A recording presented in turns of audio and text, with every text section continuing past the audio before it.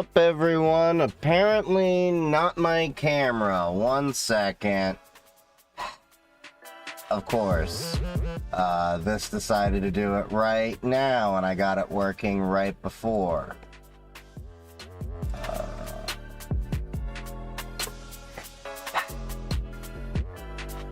Give me 1 second. I literally had this working right before the stream.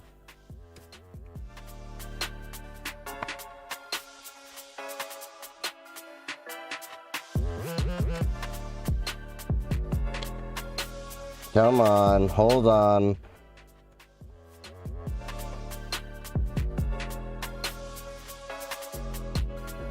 Oh, really?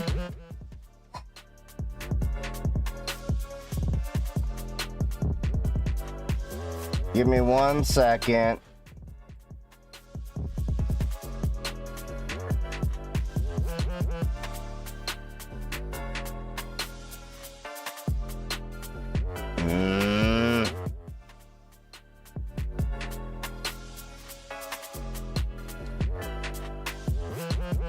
Hold on. I'm just gonna unplug the camera and plug it back in. Give me 1 second. The good old-fashioned hard reset.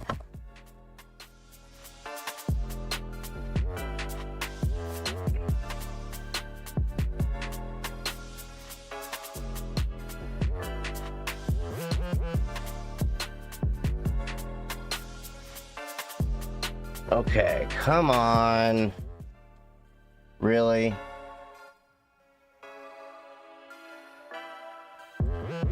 Okay, there's that. That works. And can we at least get... Hold on. No.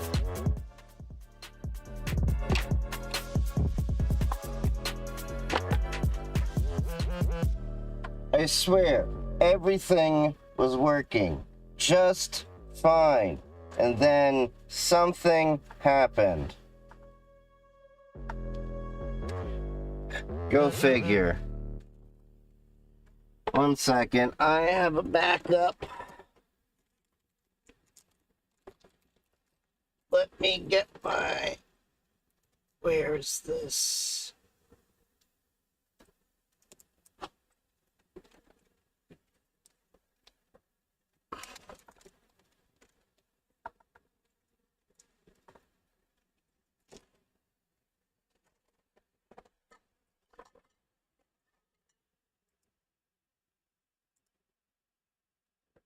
Hey! I used my old card, which was kind of flaky. Go figure. It's not a tech stream unless we have tech issues. Alright, well, I'm here.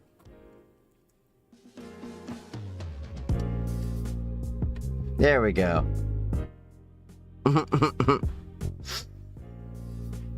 You got a boner every time you use Arch as a normal?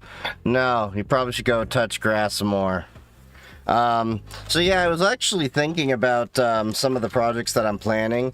I'm probably gonna work this SDR stuff to do plane spotting into the Raspberry Pi project I was planning to do already for Meshtastic. Make one device to do everything. And then I have a friend that was showing me how he made DMR device work on his little single board computer, so I'm gonna see about getting that work on a Toughbook as well. But yeah, other than that, I passed a certification today. I passed my LPI Linux Professional Institute Linux Essential Cert, which is the most basic ass cert that I've ever taken. It was literally about a 10-minute test for me. That was it. I'm not trying to like, oh, look at me, look how smart I am. It was not that advanced if you are a user of Linux for many years. It wasn't too sophisticated. Why is your AI talking about Linux being happy? Oh god, what is it doing now? What did it do now?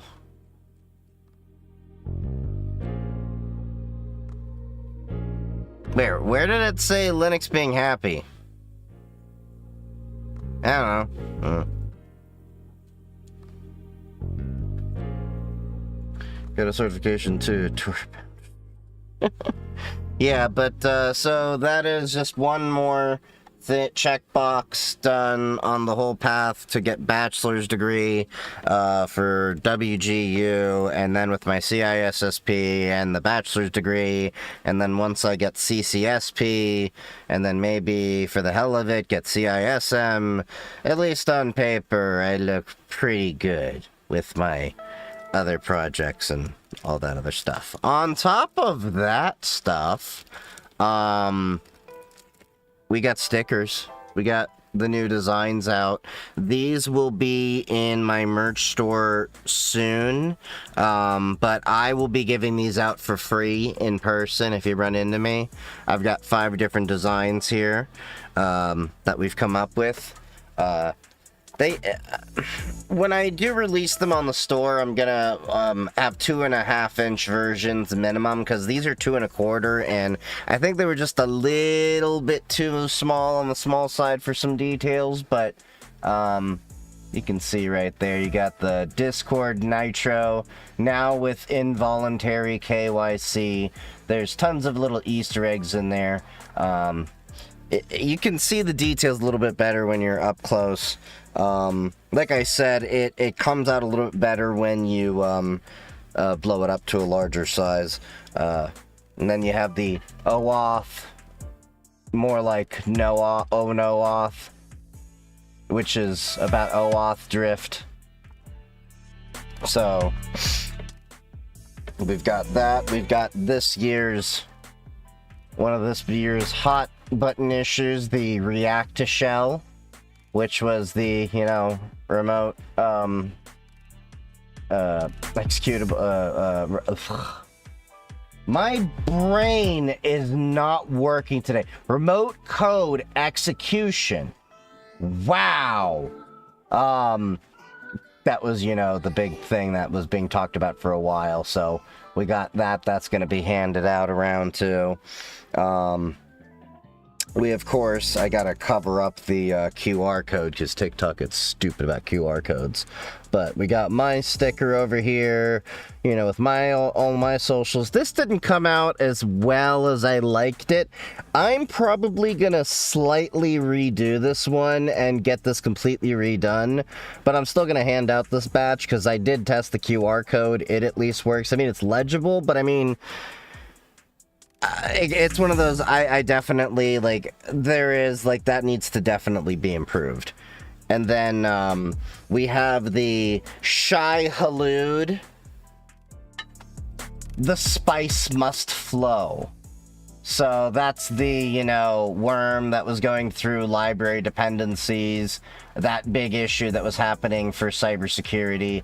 So those are the 5 stickers that I will be giving out through conferences if you run into me this year at I'll be at Hackers Teaching Hackers, the ISSA Summit coming up.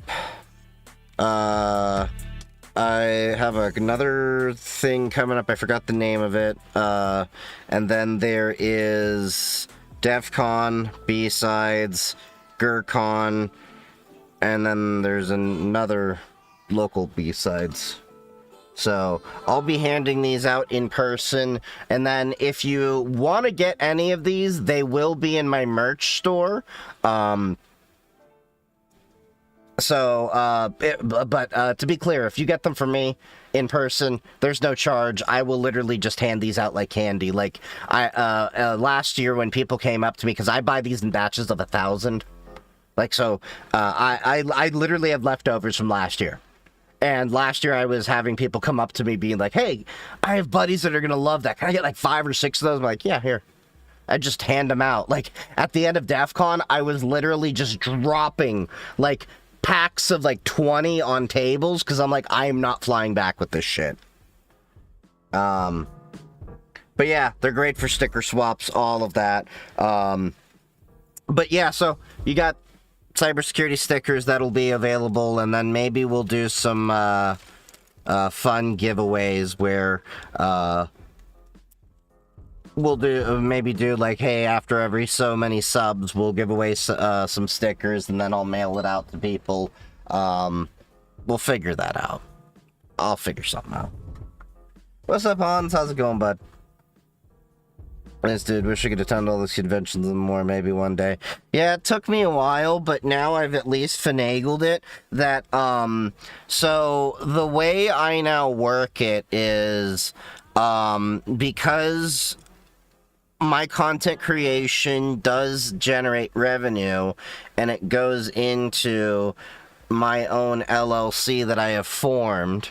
I have my LLC buy my tickets for me to go to the conferences as a business expense for the professional development of my employee.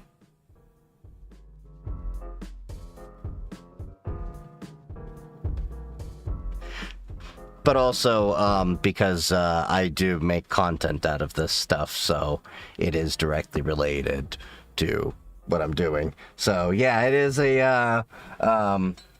a tax write-off in the completely legitimate way.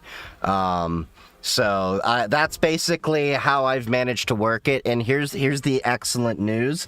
This year is the first year that I've actually been able to do that completely off of revenue coming in from content. Not putting in any of my own money from my own personal career. So that was a personal achievement for myself, that at least this is sustaining itself and growing to the point that I have an editor that I can at least pay a little bit of money for them to, you know, help me clip videos, and I can afford to go to all these conferences. Now, I do have a lofty goal, I am letting you know. I can't completely promise that I will be able to follow through with this, but I can promise that I am at least attempting to go through with this. Is I am looking at going to CES next year if I can manage to get a press badge. And I what a lot of you don't know is I actually did manage to get a press badge a few years ago, before I was even a content creator. At least, as you know me, being a content creator, I'm a man of many skills. I had a friend in media that needed me to do some research for them, so they sent me to CES, so I got a press badge through them. I got to meet quite a few people. It was a really good time. But yeah, I'm looking at possibly going to CES, but of course that depends on quite a few things, because let's remember, this whole content creation venture is, it's a hobby, a side venture for me. It is not my primary thing, so my main career comes first and foremost. This does help support my primary career. I don't see this ever becoming my primary career. But with that being said, I need to make sure that, you know, one, I have enough PTO that I can afford to take off for that stuff when it happens, and budget out for the rest of the conferences that I want to go to, as well as I want to see about taking at least one of my friends or team for support, because I'm gonna need, you know, a person to operate cameras, stuff like that, possibly, So there's logistics involved in it, as you know.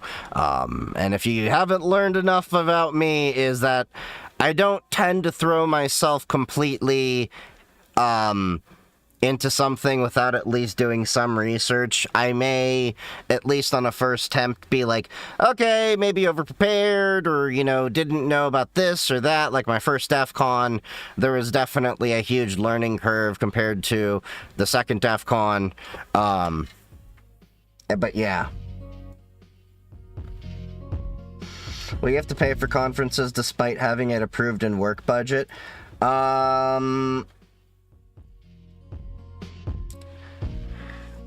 If it's approved in the work budget, then work would have it paid for. If it were in my own... So the way my job works is, and I've talked to them about this, is if the conferences that I'm going to are actually in direct relation to benefiting my career and knowledge in cybersecurity, I can go whether or not they're paying for it.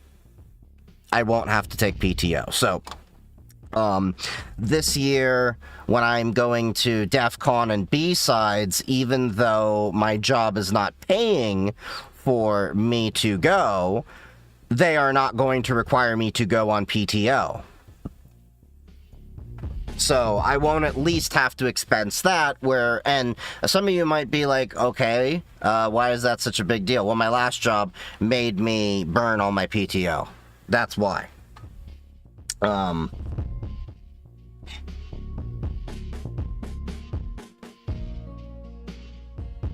Dude, you want to go to CES so bad? I mean, CES is alright. The one thing I will tell you, at least from my CES experience, now mind you, my advice and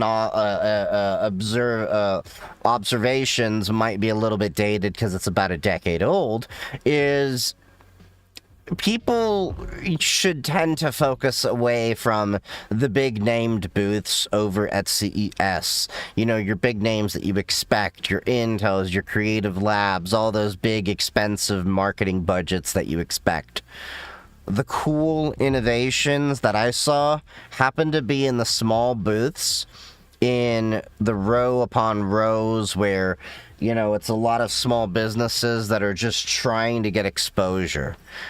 Sure, you find a lot of stuff where it's like, okay, this is not really of much interest to me in those areas, but you find quite a few amazing finds in those areas. I know I was using blue light filtering in glasses before it was really popular because of that show, along with different technologies.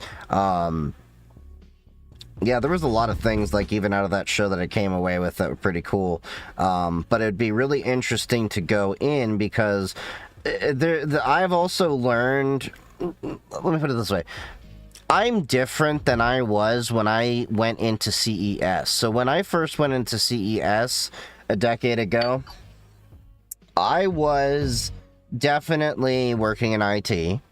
But I was not nearly in the cybersecurity track. That's kind of when I just had started. I was actually running into John McAfee at CES and having conversations with him. That was kind of like, if I look back at things, kind of like that initial, like, nudge of pushing the snowball to start. Like just getting things going. And then when I ran into my mentor at a press job, she really got the ball going into shifting me from IT to cyber. But, going in from back then it was IT, I was all hyped about let's get technology and it's cool to, be connected. And now coming in with the lens of I'm not sure I really want to have everything connected.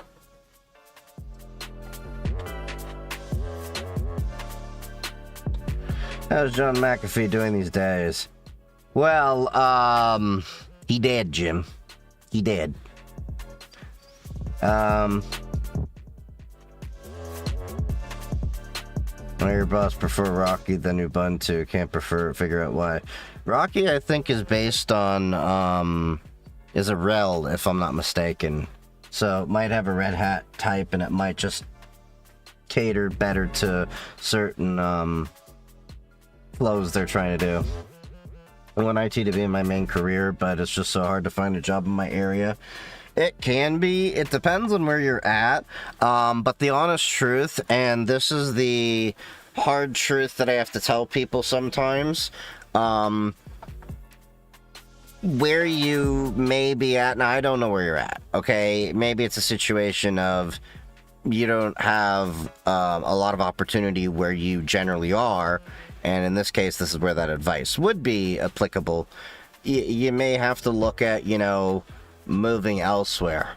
I've moved for larger opportunities several times throughout my career. It sucks, but I've met quite a few people in this field that have come from like bumfuck Egypt, basically,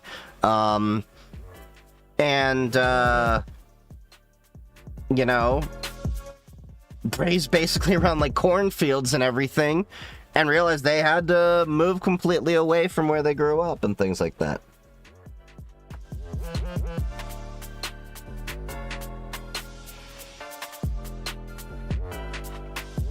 What do you mean PTO? The time you take is not paid in the conference?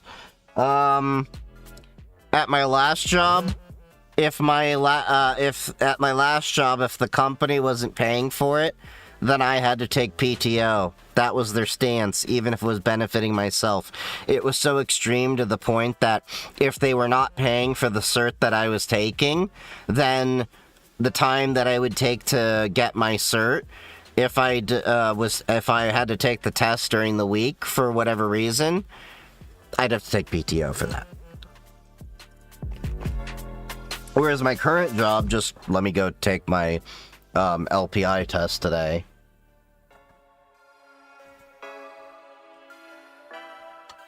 Yeah, have you heard of Libre Boot? Yeah, it's just a open source firmware.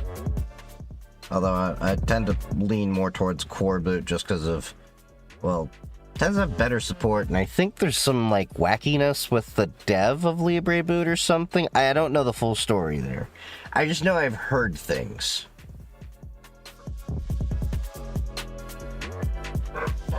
Yes.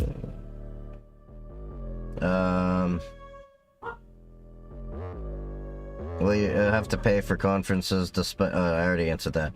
How did you begin learning, and what are the biggest obstacles you faced despite not having a, I think you got cut off there. How I got started learning, just started asking questions, and then as I started getting more hardware through my job at lower levels, when you're working MSP jobs, you got access to a lot of secondhand hardware. I would just see things in the field and I'd be like, can't do that with my client, but I want to do this in my home lab, and just start asking my questions like, what happened if I did this? What happened if I did that? And I just started, poking and prodding and upskilling myself, and boom, here I am.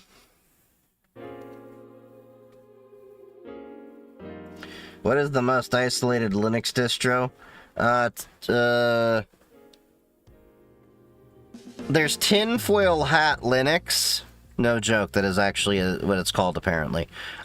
Which is like, it's a really unique thing. It's not completely like ideal for the average person, but that's like if you're talking the most isolated. But if you're talking like isolated in terms of like virtual machines, then I would talk Cubes OS. That I actually use personally quite often. It's pretty good.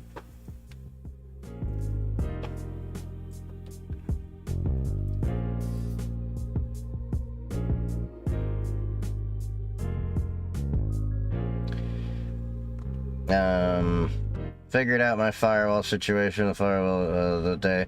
I just said F it with Ubiquity, and I'm just going to use my mini PC. Click a few. Just leave it at that. I don't know. I don't remember what the full story was. Is there any suggestion you can give to learn practice for cybersecurity? Any sites, YouTube videos? Most of what I learned by doing in the home lab, and honestly, a lot of the information that I used back in the day doesn't really exist anymore or isn't really as relevant because, well, the internet's just changed and evolved.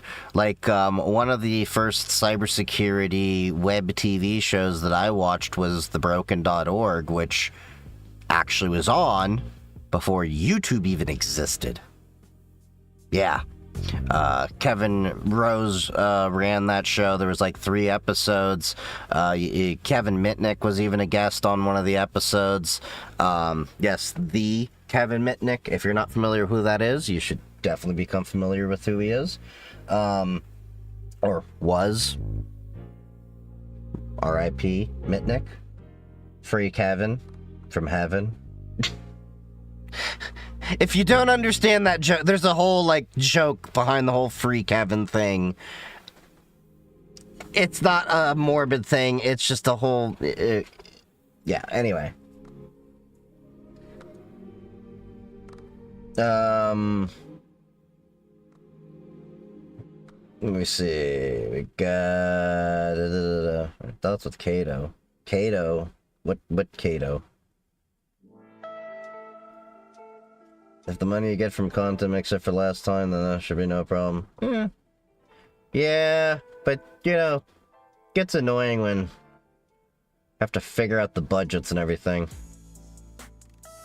I just get into tech a few months ago. I really want to go and look at everything, but yeah, I gotta show love to the smaller businesses, of course. Startups with the best gems. Would you recommend to use Linux for Cybersec? My parents don't let me install Linux. Yeah, I recommend using it, and in fact, it's one of those things that in a good chunk of cybersecurity as your career, you're gonna have to know Linux. Like, not just like...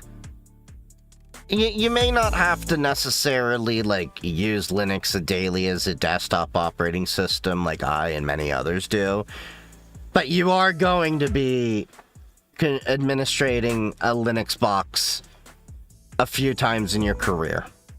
I can pretty much guarantee it. If not Linux, maybe FreeBSD or some kind of, if it's even more niche, like a Unix type.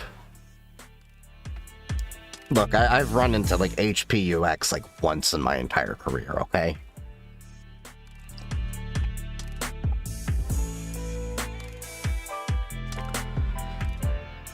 Let's see.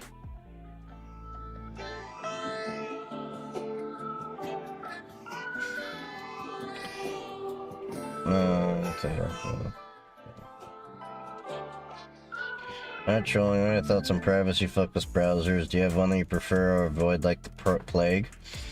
Generally speaking, when it comes to just privacy-focused browsers, I mean, it's just a matter of your browser just shouldn't snitch on you and should have control over what you can do with it. So, when it comes to browsers in the mainstream right now, you're really only at the core, with the exception of like Ladybird and Servo engines and stuff, which those are still not anywhere near stable, so we're not even going to include those in the discussion right now.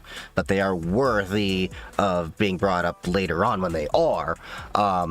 There's really only Firefox and Chromium-based browsers. So at that point, you basically have, like, what is it? You have, like, Mulvad and Brave, which, from the high level, to me, more or less, kind of just seem to be doing a lot of the same stuff. I mean, yeah, you can get in the nuance and says it does this and it does that. Firefox doesn't maybe necessarily do all the same stuff that, like, Brave does out the box, like ad blocking, for example. But you can easily get, you know, the ad blockers in there. And I personally, if the question is what I use Florp, which is a fork of Firefox. That is Floorp. it has a few quality of life improvements that I like on there, like a sidebar and a few other things, but also I've just been kind of annoyed with the direction of the Mozilla Foundation, but at the end of the day, I don't want to necessarily concede into the Chromium monopoly.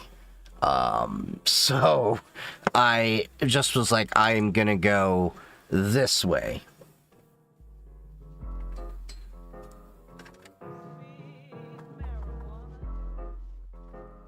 I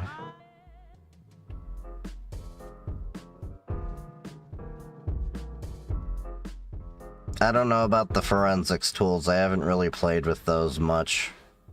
Tails is unique too. Tails is really... The problem with Tails, though, is if you are ever in a situation that you need Tails, you are in a bigger concern. The problem... Like, the funny thing is, everyone that I know that uses Tails doesn't need to be using Tails. Like... The average person that is trying to use Tails to be like that edgy, I'm using the darknet kind of person, at best would just be fine with like going on Unix, which is a Linux that's designed to be on two different virtual machines that Torifies the entire connection and enforces a Tor connection over there, and you can have an Amnesia connection. I have it on this computer too, for when I do go to some darknet sessions once in a while. We've used it here and there, but yeah. Like, Tails is more so if you're in a situation like Edward Snowden, where he was on the run, where you're in a situation of you need to use various different computers randomly to preferably cover your tracks. Save money now, no one can eat. Get money in the daytime, even can it when I sleep. Wake up to getting bread, bitch, I do this for the streets. ADHD. Broccoli Sanchez 1 just subscribed. Hey, thank you for that sub there. Appreciate that. We come with receipts around here. Thank you. Appreciate that. Happy hacking. Have you messed with Chasm workspaces at all? I have not had the opportunity to play with it yet. I have a lot of things on my table right now. Right now, I've been kind of just chilling. For a few things, because I got to get a few different projects together, a few different presentations, and a few pieces of content, but I also need to work on the home lab, because I still got to finish up the SOC side of the detections inside of my SIM SOAR. So I've got the SIM built up for all the security alerting, but yeah, what does it say? Oh, just welcome to Renegade Penguin. Oh, you just became a sponsor. Huh. Appreciate it. Happy hacking. I still gotta figure out the alerts for like the YouTube one. Twitch is a little easier. Figured that out.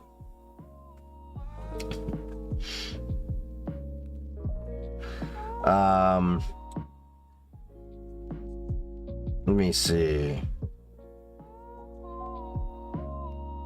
Mini PCs are cool. I like I like the mini PCs. I have quite a few of them. I have two.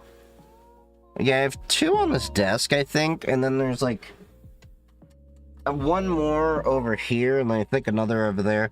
They're great. I pick them up all the time, especially if you can pick them up inexpensively, like 30 to $100, because they're more powerful than Raspberry Pis. But yeah,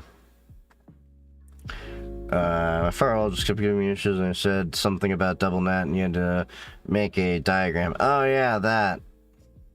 Learning C++ before I take my class in spring. Do you have any recommended books or sites? I unfortunately don't really do much in the way of like C++. The most I really have done is Terraform, Bash, Python, a little bit of PowerShell. Yeah, good luck on that. Wish I could help you more in there. Yeah, they're building, fixing PCs beside to go to college to learn more cloud networks since IT is Evo. My advice would be, don't just think about going to college and think that college is going to teach you everything. If you want to learn about cloud and networking, you can do a lot of that stuff on your own. So here's a tip. So I know I shared this before, but if you go to, let me grab a new tab over here.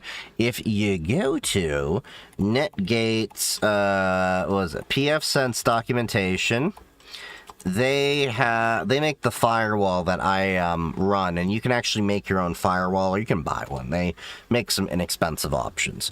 But if you look at their documentation, if you go to the introduction, you'll notice one thing is that it actually has you go over a lot of the basic networking concepts, so you can learn a lot of this stuff that you need to know right here just by getting hands-on and putting it all together.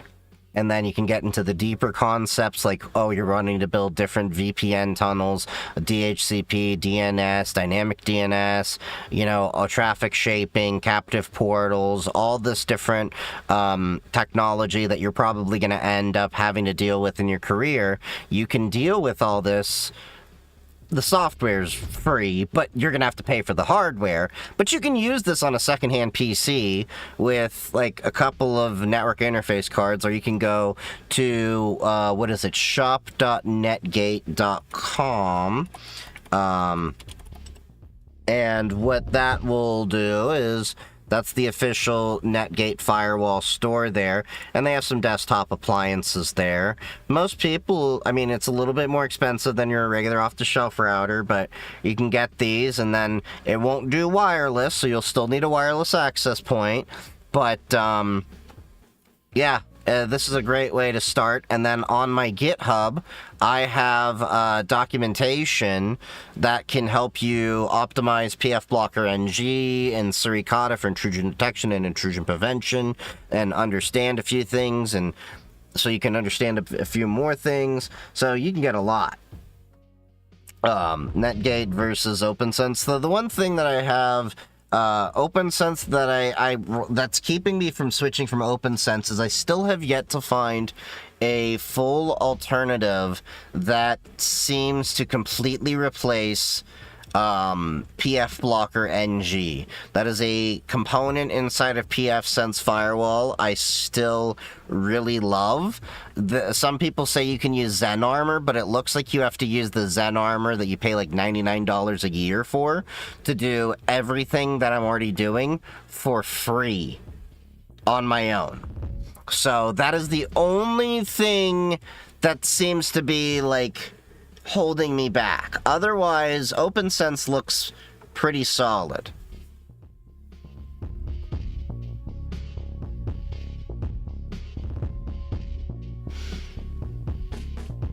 Alright, let's see.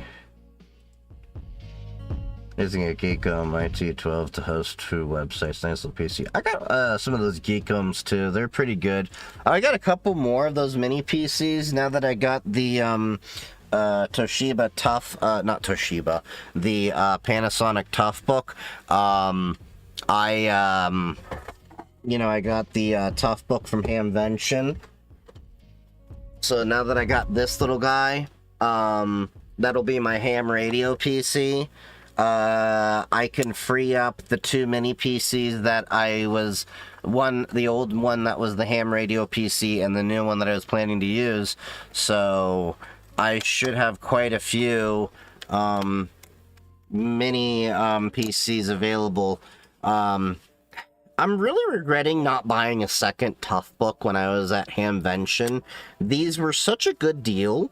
This was $200. $200. Core i5 83 something. 20 gigs of RAM. I think, was it 128 gigabytes of NVMe space? And the battery is 90% life still left. It's an 8th gen, and it's got a handle. And then for an extra 20 bucks, I got the dock. So the idea is gonna be, when I come home, I'll keep this in the ham shack, and then have the ham radio PC set it for all my ham needs, so that way when I dock it, it can just work with my Yaesu radio in there, and then I can have my other radio set up for field work when I get that set up for this, so that way it's just pretty convenient. So that'll be nice. Voice so of like Grog is now chilling in the lab. 220 bucks for that combo there.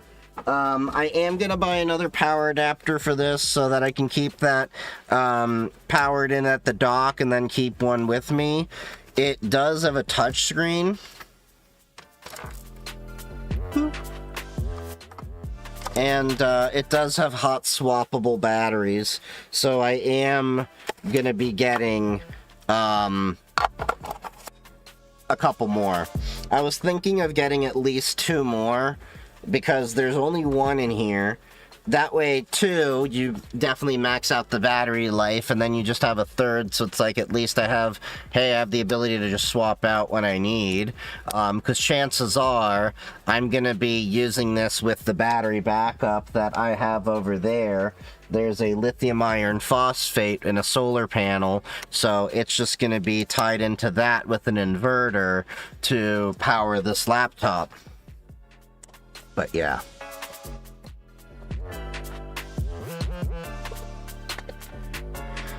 I'm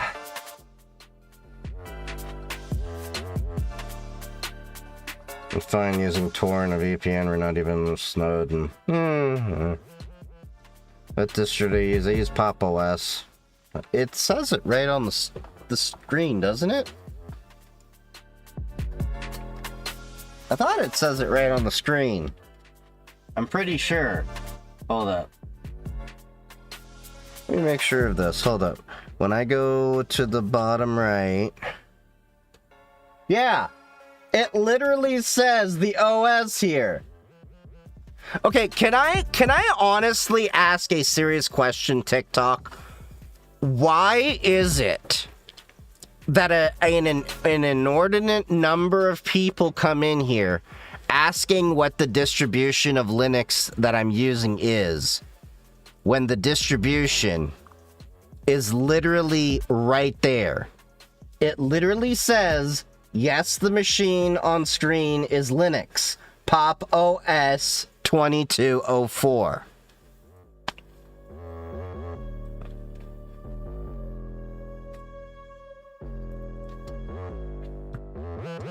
TikTok, I gotta be honest with you, you're really unfortunately not helping disprove a lot of people's stereotypes on the quality.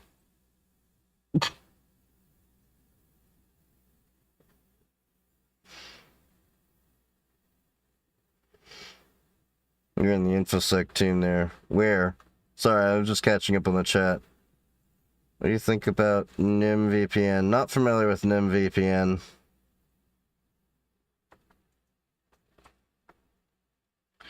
Yeah,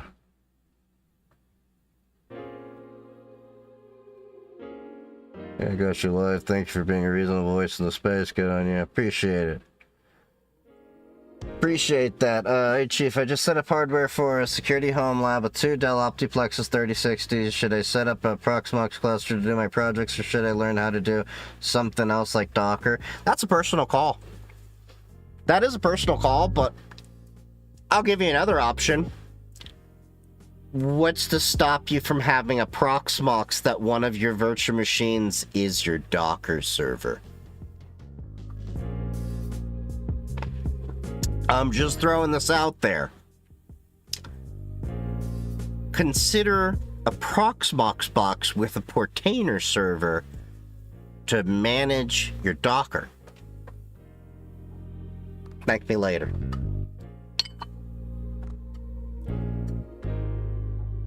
You can also use LXC with Proxmox, which is one thing that I still haven't gotten around to playing with. I hear good things about LXC, I just have not had use for those containers. What are you using to switch your video? I'm using an Elgato Stream Deck. Remember, they have low attention span, so they can't pay attention to the screen where it says your OS. Yeah. Alright, so let's catch up on the content. So, alright, we got some videos to watch. There was one video I wanted to watch for sure. I saw that Wendell over at Level 1 Techs, over on the Level 1 Linux video, had a video that Linux works on Razer now. If you don't know by now, I have been a notorious hater of Razer for many years and complaining about their products for quality and various other reasons, but one of the many reasons that I have complained about their stuff is it works horribly with Linux, as if they purposely have gone out of their way to make it not work. Probably haven't, they just suck at engineering. I don't know. We'll see. Razer is embracing Linux?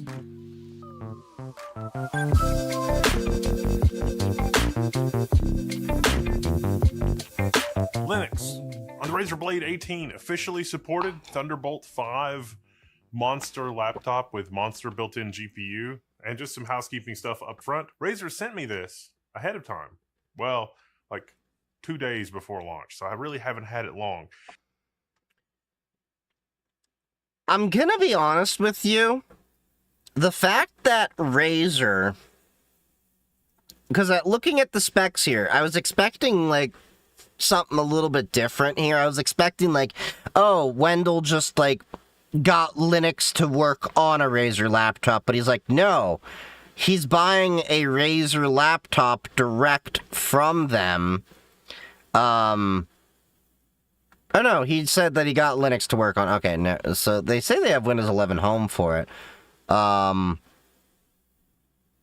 Okay, I'm just gonna shut up and watch the video because maybe I just foot in mouth, okay?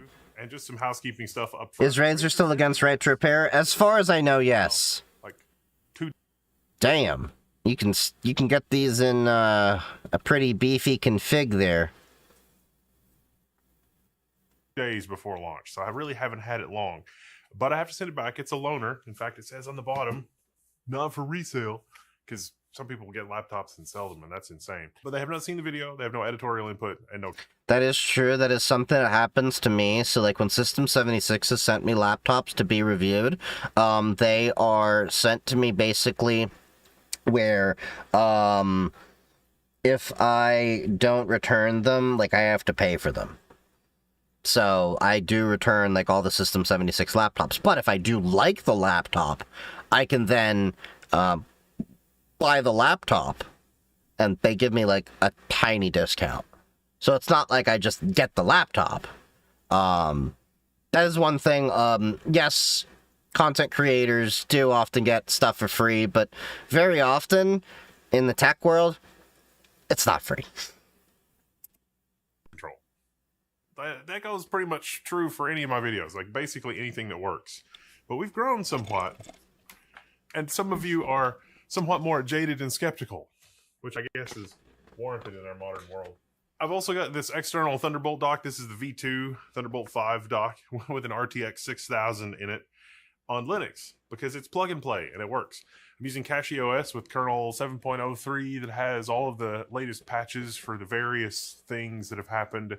There's like 4 of them, so like it's very nondescript when I say that. And I'm happy to report basically everything works on the Linux side of things. We'll get more into that, but suspend resume. Suspend resume is a little bit of an uphill battle. So there is a...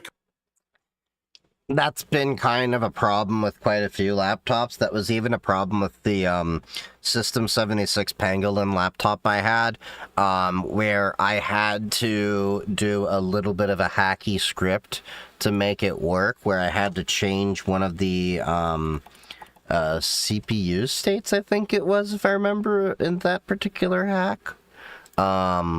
Let me see. Let's go through my repos here. There's the Pangolin keyboard fix.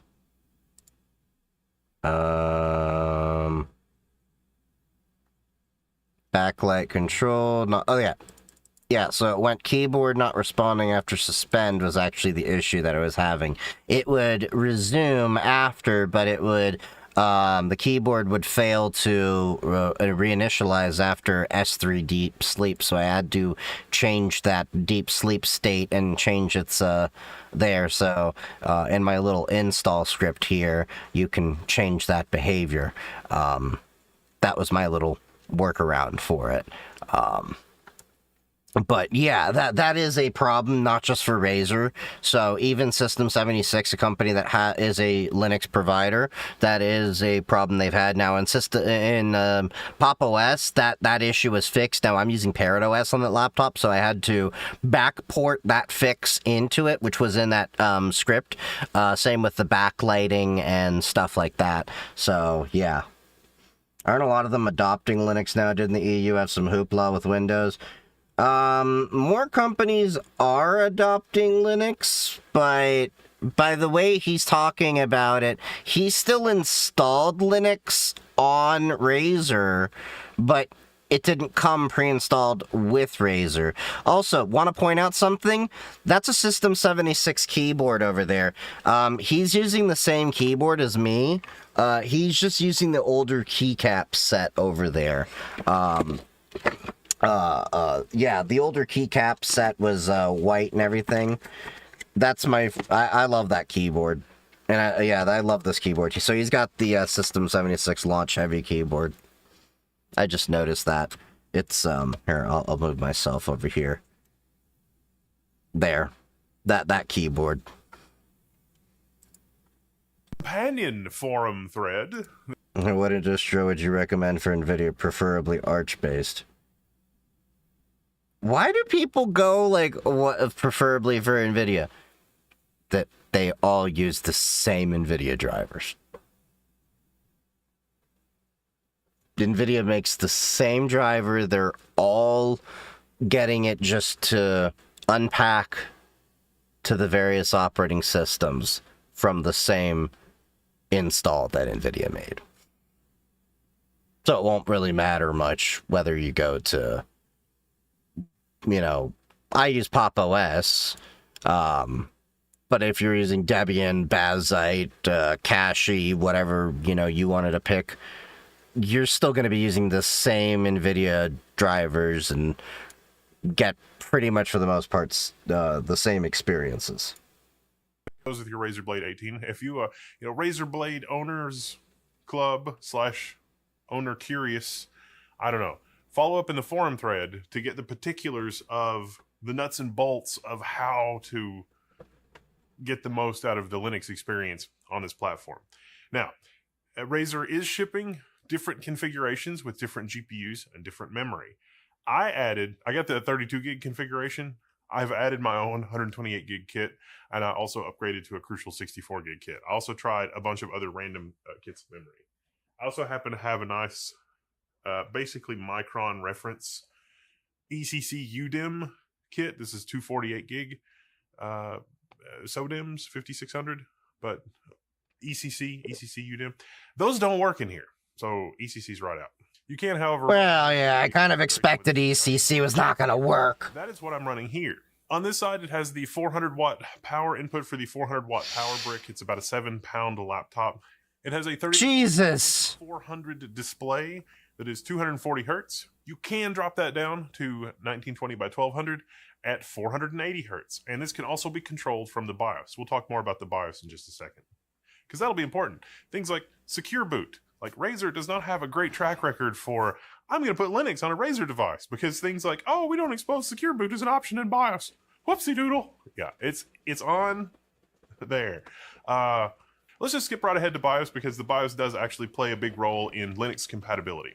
So, the BIOS has more options unlocked than Razer has ever had. It looks like a standard issue AMI BIOS. They didn't put points in customizing the BIOS or making it an overly complicated GUI or anything like that. I like the fact that it's a basic AMI BIOS. I like when I boot into motherboards and it's like this basic ass shit. I'm like, great. It's just gonna be a basic, boring, standard experience. I like that. That, which is great. Linux users will love that. It does expose Secure Boot as an option. You can disable Secure Boot. I was also able to enroll custom keys and do kernel signing. That was no big deal. I got a Ventoy bootable USB, and so of course that fails Secure Boot signing, but you can enroll a key. I was able to enroll the custom key for Ventoy. So all of the plumbing there. Still, that's an 18-inch laptop. Really That well. It has. You have to understand, walking around with an 18-inch laptop is like the equivalent of those like guys that drive around with those monster F-150 cars. We know you are just compensating for a small little something else down there. Has discrete Thunderbolt 5 controller in addition to Thunderbolt 4. So this port is Thunderbolt 4, this port is Thunderbolt 5. Thunderbolt 5 is 80 gigabits in both directions, and that works with Bolt CTL on kernel 7 out of the box, which is fantastic. Now, Razer officially supports Ubuntu 24.04, as I've only had this a few days. I didn't really do any hard testing in Ubuntu 24.04 except to test the suspend resume thing, and I could find no combination of BIOS options that would make the suspend resume thing work properly. So if you're going to use this laptop, you're probably going to be frustrated by closing it and opening it. It's a really interesting failure mode. It works, but you just get a cursor. It's an NVIDIA problem. I'm 78% sure. When it does wake from sleep, how long should it take? Got a blinking cursor immediately, and then that is how long it should take. But sometimes it takes this long. The laptop you can remote into SSH, or if you've got it on Tailscale, that sort of stuff, works fine until you try to init or re-init the graphics. So when it wakes up from sleep, if you look then it's an NVIDIA issue.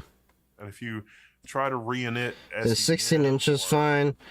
16 inches, I mean, it's alright. It's a little bit large. I tend to prefer 13 or 14 inches myself. I don't know how the kernel crashes in that scenario. I tried setting up a USB serial debug terminal. Now, I'm very, confident in myself, so I'm trying to get my little 8-inch laptop going around because, I don't need to be compensating. But being USB plumbing, it didn't work for me. And again, I didn't have a lot of time. Geek 3D watching Level 1 Text. I've been watching him probably longer than... Well, I don't know how old you are, but most likely if you're on TikTok, probably longer or maybe most of your life that you've been around. Been watching this guy I've been watching him since he was on Logan with Tech Syndicate. What is that, 15, 20 years ago? His laptop.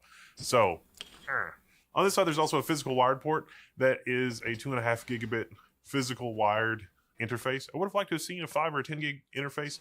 There's also 2 USB Type A ports, and then the aforementioned Type C port, which is Thunderbolt 4. That's also controllable from BIOS. So, the pre-boot options are not fully exposed for Thunderbolt 4 and 5. If you're rocking an old, Thunderbolt 2 interface where it needs pre-boot DMA, you're going to be SOL.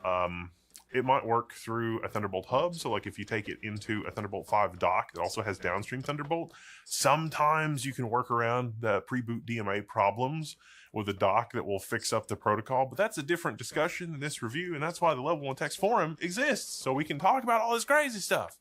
On this side, we've got HDMI 2. I've never thought about, what I need, a Razer laptop. I had never thought about it either. I even look at Razer accessories when I'm at Micro Center, and I just think overpriced garbage.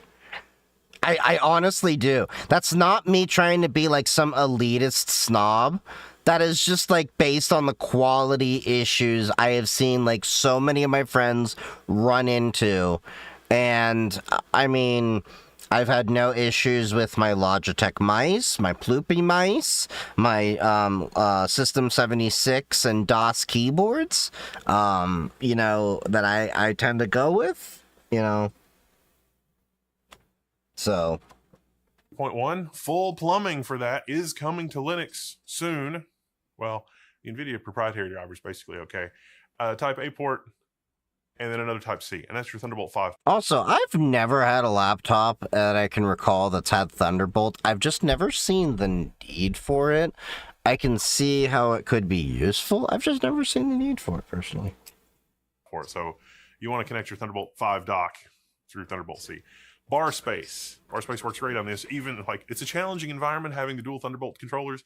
The plumbing has all been done. Save money now and everyone can eat. Getting money in the daytime, even can it when I sleep. Wake up to getting bread, bitch, I do this for the streets. ADHD. Oh, Boru, just subscribed. Thank you for that sub there. Appreciate you.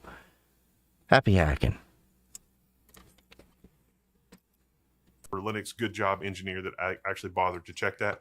96 gigs of VRAM through the dock, plus the 24 gigs of VRAM, plus 128 gigs in this system is a tough configuration. But Razer is offering 128 gig config. When I first was looking at the Windows review, like on launch day, it seemed to be 3264.96. But maybe I was looking at the wrong website, or I did something wrong, because the pre-release materials definitely had 128 gig configuration, but then Aren't these like notorious for like massive amounts of like freaking horrible bloat on the Windows devices too? Like if they don't have like some crappy Razer software that's bloated, it won't operate properly or something. it seemed like there was a 96 gig configuration listed in, I don't know what I did, but 3264 128 gig configurations from Razer, which is nice. Be aware though that sometimes the 128 gig configurations have a higher cache latency than 96 and below. I don't know, because I added my own memory. I did my own upgrades because I already had memory. Because if I had to buy memory in this, yeah, I don't know. It has dual M.2, and so the... Yeah, lucky you, Wendell. I wish I could be in your situation. That won't be relevant for you on Linux. I mean, I got some ECC memory over here. Wait, no. Not that drawer.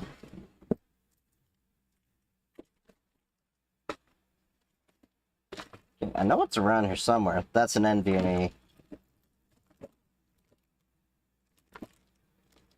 That's another NVMe. Okay, well the point being, I know they're around here somewhere. Not gonna go through just to prove the point. But I got ECC memory sticks around here from my server upgrades. Is quite good. It's MD RAID. I always thought Razer laptops had worse battery swelling problems than other laptops. I don't know about that, but yeah. Is Android safe in your opinion? Yeah. Most of the time, most issues come down to people do stupid things. With a couple extra features. So MD RAID works fine. It ships with a PCIe Gen 4 M.2, not PCIe Gen 5. So you could upgrade it to PCIe Gen 5. I'm sure they did that for battery life reasons. Linux handily beats Windows for battery life. If you're just browsing the web and not doing anything too strenuous, you can get north of 6 hours out of this laptop, which is very impressive for a laptop like this. The BIOS also has an option for limiting the charge of the battery. You see, Razer, again, these workstation class machines, when you use it on battery and you're using the GPU like playing a game, like say Cyberpunk 2077, the battery's going to last about 45 minutes, give or take. It's not bad. But rapidly running the battery down and the heat produced in laptops like this historically has been problematic for Razer. They've addressed this. Oh, there's your points. That I kept getting ahead of myself to try to mention. There's an 80% charge limit you can set in BIOS. That will go a long way to preserving the life of your battery, but more importantly, preventing the battery from swelling up. There's a lot of reports of old Razer laptops where they didn't really properly address this and the batteries would swell up because... Well, there you go, 1012. Just like you're saying about swelling. People never discharge them, and also the waste heat from the machine would go to the battery. Is there any manufacturers that make hot swappable laptop batteries anymore? Yes! I have one! So, if you want hot swappable batteries, which you're gonna need... 1 second. Damn it, I just...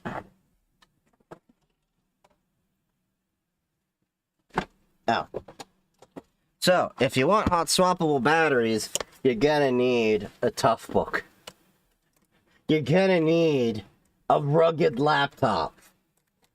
So, these are the only ones that have hot swappable batteries. So, the one that I bought comes obviously with one battery. Is this laptop on? No.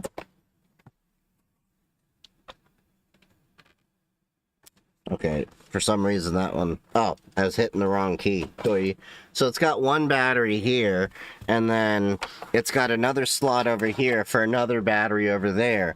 So the idea is this is truly hot swappable, that while one battery is there, it will then tell me, hey, battery 1 is low. I could then pop out battery 1, replace it with battery 3, while battery 2 remains, and then it'll balance out between battery 3 and battery 2, while battery 1 is out of commission.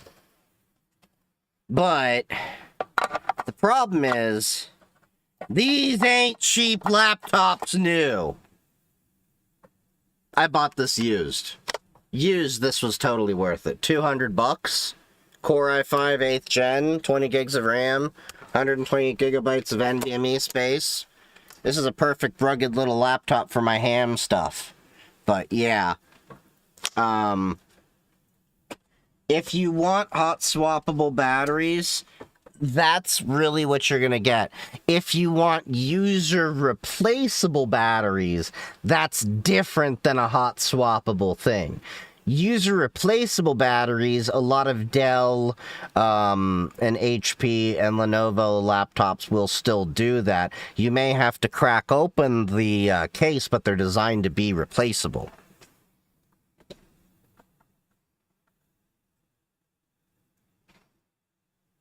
Still use an older Dell Tough book with Kali. See, that's why I'm kicking myself why I didn't get a second Tough book when I was at Hamvention. Because I'm like, I should have gotten one for Parrot OS.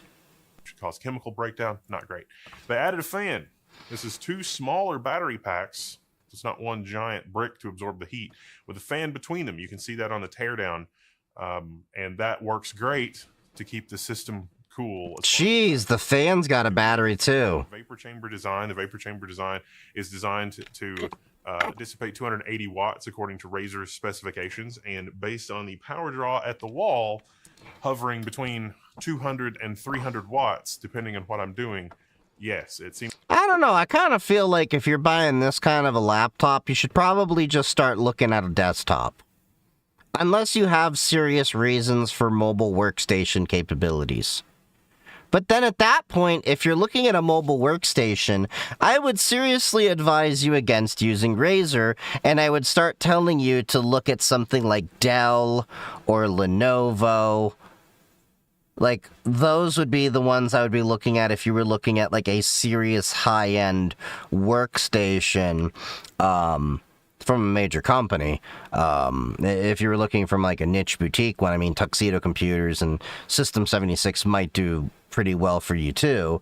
Nova Custom as well, but I digress.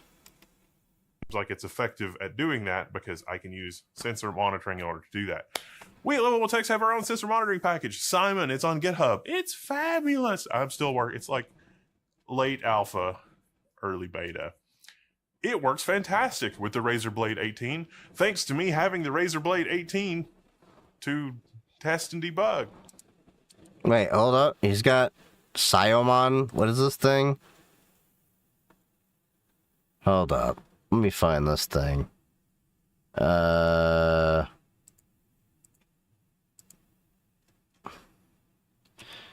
Cyomon. Yep, there we go.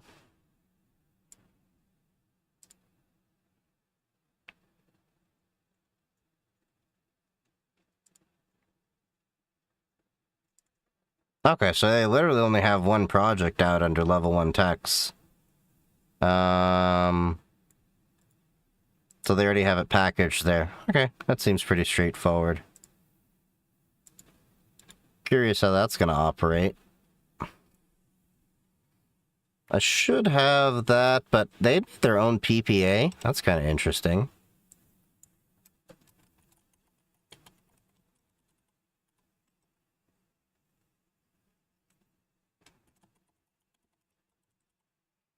Fortunately, Linux is not yet polished enough for laptops. I call bullshit on that. I call total bullshit on that.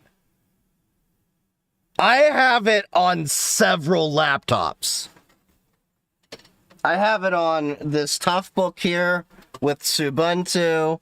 I have it on a Pangolin 11 upstairs running Parrot OS, and that's a 5-year-old laptop that used to be my old daily driver and my old gaming laptop.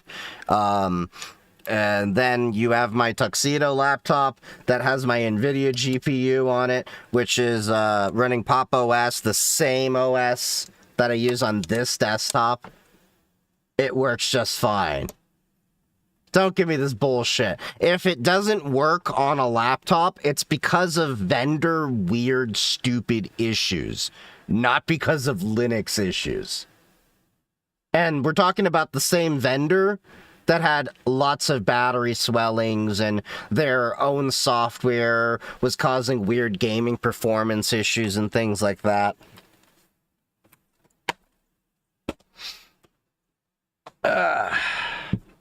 So, let me see. Alright, let's, I'm installing his little, tool here, because I'm curious how this works. Yo, Wendell? Oh, you know why I know it doesn't work? He set it up for 2404, and I'm still on 2204. And Pop OS isn't going to be releasing 2604 until, like, end of June, so... it is what it is. You'll be able to monitor the power usage, the CPU clock speed, the GPU clock speed. There are no options to do when choosing what closing the laptop cover. Bull fucking shit! I know for a fact there are. And that's not even a Linux issue you're talking about now. Now you're getting into desktop environments. That's not a Linux issue. That's an issue with your desktop environment. So that's down to, are you using GNOME? Are you using KDE? Are you using XFCE, LXDE, Cosmic, all that? This is sounding more like a webcack thing, dude. Because I know for a fact that has been a thing in there. Because I've been using Linux daily. What? How long has Windows Vista been out? When did Vista come out? January 30th, 2007. So I started dailying Linux around that time because it bricked a lot of my capability to use some of my printers and older hardware. And even back then, I could have the capability to control what my laptop lids did.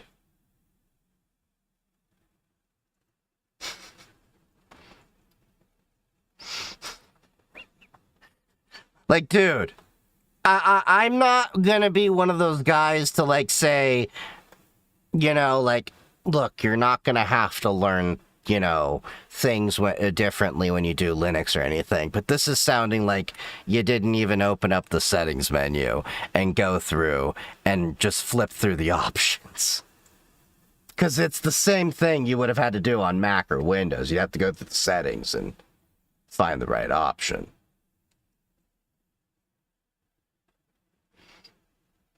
You know, any in a desktop environment that had this natively? Last time like I've been saying, this has been for years, so this would be, what? I've been using GNOME mostly for most of my, life, and as far as I remember, it has that capability. All that sort of stuff.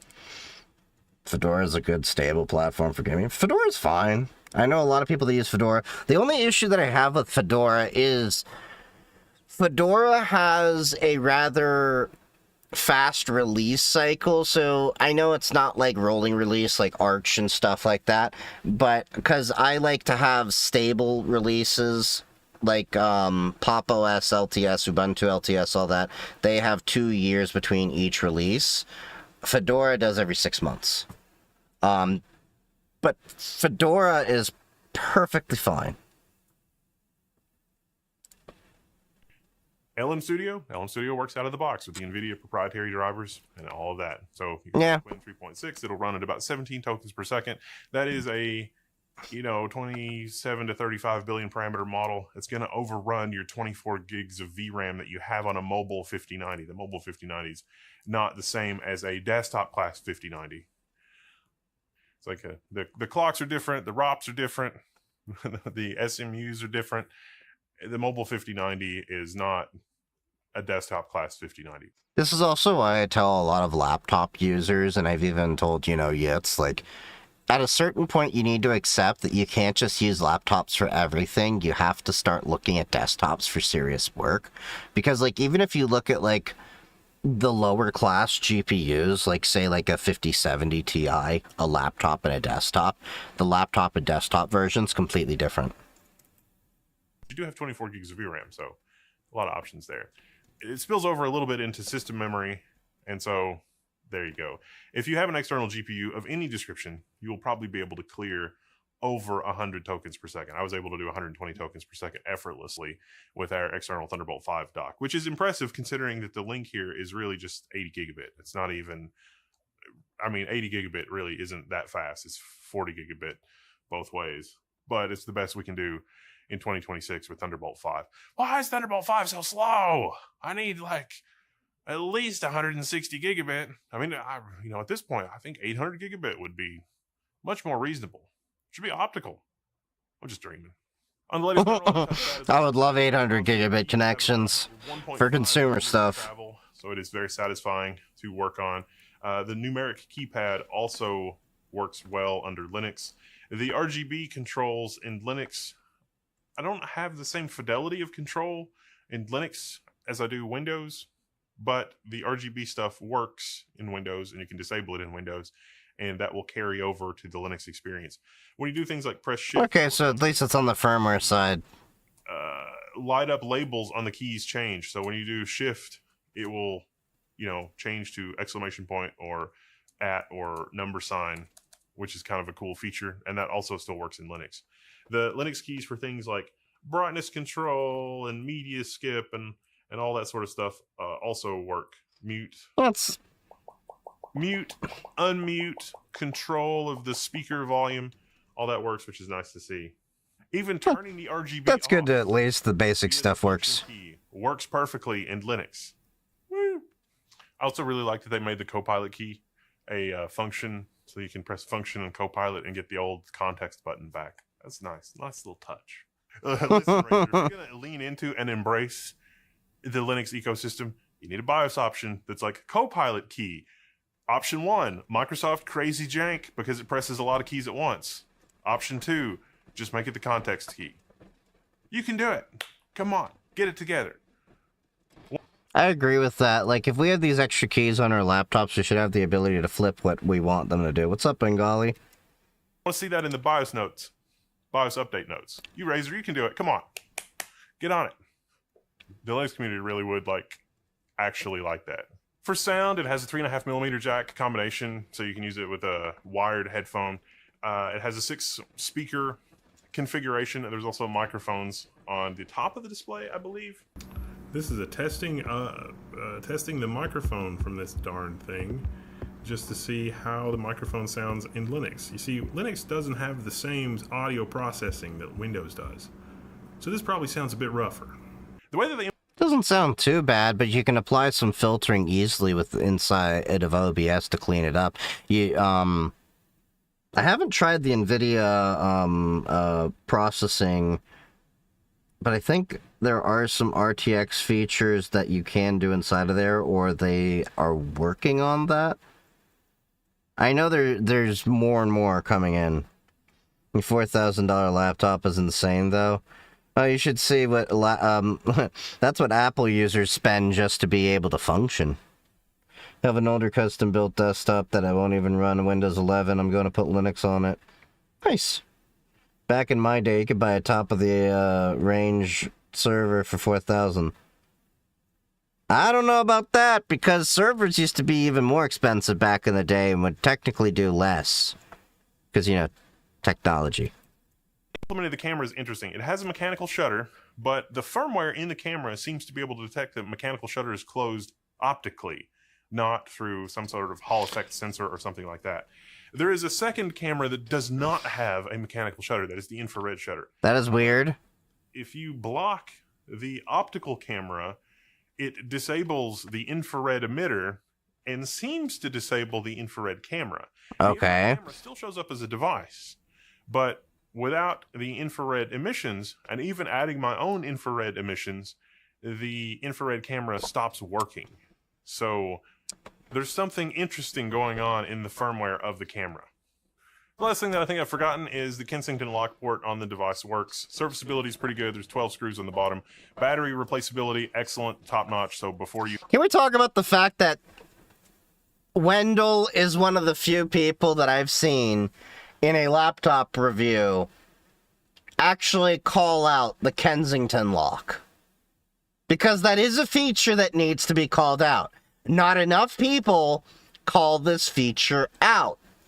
And not enough people even know that is a feature. Okay? It's like this minor detail. I know, it's like standard on basically every fucking laptop. I know, it seems like I'm making a mountain out of a molehill. But he's like the only person I know that's like, oh yeah, this laptop also has a Kensington lock. Just to at least be like, yeah. You love that shirt? Oh, yeah, thank you.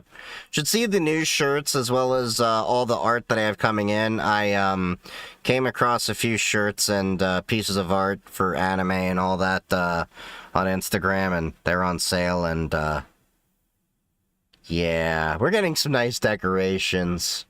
I even found a nice whiskey bar sign with shit! Spike from Cowboy Bebop. I couldn't remember his name.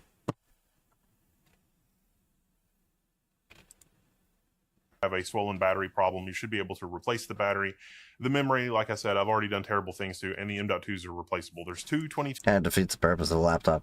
It does, but there was a period in time, you have to remember, that laptops were not as ubiquitous, and theft of laptop was a extremely, I wouldn't say extremely common thing. You have to remember, like, before cell phone theft was more common, because cell phones were, you know, cell phones are a much smaller, more easy, convenient device to steal. Laptops were the device that people would go to steal because they were the next best convenient portable thing. So what would you do to defeat this? Well, when you would travel, you'd take a Kensington lock with you. And you'd lock it down, so when you would go get coffee or something, your laptop could still be there. Or, you know, like, there's so many different, like, alerting devices, like, hooks that, like, siren if the purse gets lifted and things like... Yeah, there's a lot. 280 ports for your M.2, and they have a thermal connection to both the chassis of the laptop and the bottom cover, which is nice. Although the bottom cover thermal pads are really thick, so the thermal transfer efficiency is probably not amazing there. That said, the PCIe Gen 4 SSD is not going to overheat in any stretch of the imagination, and if you do add a PCIe Gen 5 SSD, it's probably fine, although it's probably going to negatively impact your battery life. Most disappointing thing about this laptop is that it has a 2.5 gig wired network port, but you should temper that with the fact that it has a wired network port at all. Like, would you rather had another USB-C port or something else there? I don't know. Engage below. For a laptop that costs as much as this, it would only have been a few extra... I still say, like, if your laptop is at least 14 inches, it requires to have an Ethernet port. $100 to add a 5 or 10 gigabit interface. Fortunately, I was able to add my WIS DPI. The WIS DPI, this is the aluminum one. Jeff Geerling reviewed this. I'm working on my own review. But this is actually a competent USB-C 10 gigabit Ethernet adapter that is designed to plug into a 10 gigabit USB-C port. In my case, Thunderbolt 4, but It works. Once I get 10 gigabit networking, then I can get around to testing that stuff. Once I get through conferences and stuff, my next goal is going to be to try stashing away some money from content and everything so that I can start working on upgrading the switches and access points. I have to rerun some wires to my security cameras as well and add a new access point to outside anyway. I was also thinking about using it to consolidate my networks because I have 4 APs, 2 different groups of 2 APs, and I may consolidate that to 2 different APs because there are new tactics that you can use to improve that, but we'll see. The rest of 10 gigabit switches are dirt cheap. Yeah, but I have Unify and I'm sticking in that environment. Because I have all of my alerting and SIM source stuff built into the Unify. And they designed the whole case to be an aluminium heatsink. So you could just do 10 gig interface there. And it's also fun because if you're watching this video 5 years in the future and you're repurposing this as a home server, this is a quick, easy way to add lots more extra Ethernet ports. So yeah, good job. That's pretty much it for this one. I'm also really excited for the Core, the Core X V2 from Razer. This is our external Thunderbolt enclosure because it'll hold a 4-slot GPU. You add your own power supply, so Jesus, 4-slot GPU. My God, GPUs have gotten too big. NVIDIA comes out with a 1000-watt RTX 6000 successor. 1000-watt GPU. Good God, we're getting to the point now where you will need to do what I legitimately did to my content creator space over here. So for those of you that don't know, when I built this space before I started streaming and everything down here, because when I started I was actually in the bedroom before I set up the studio here. I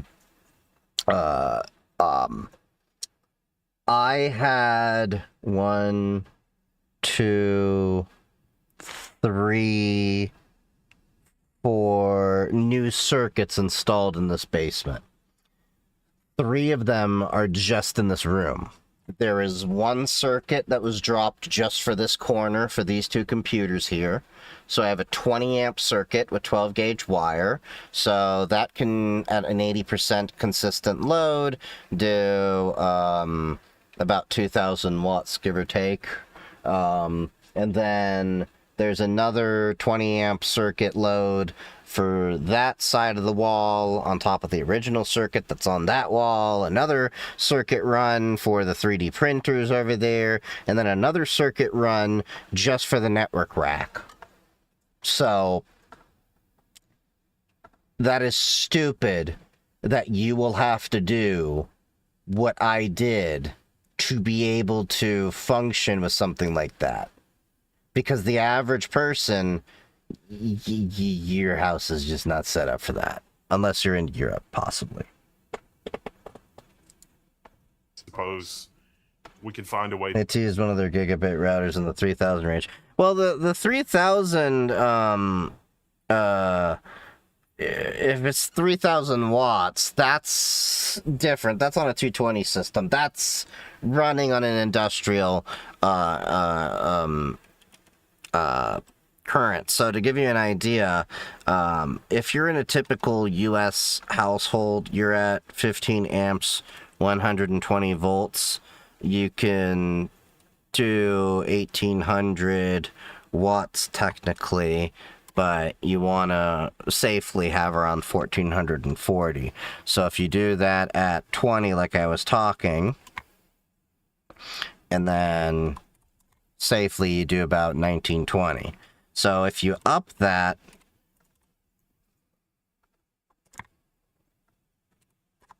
you see you can get even more.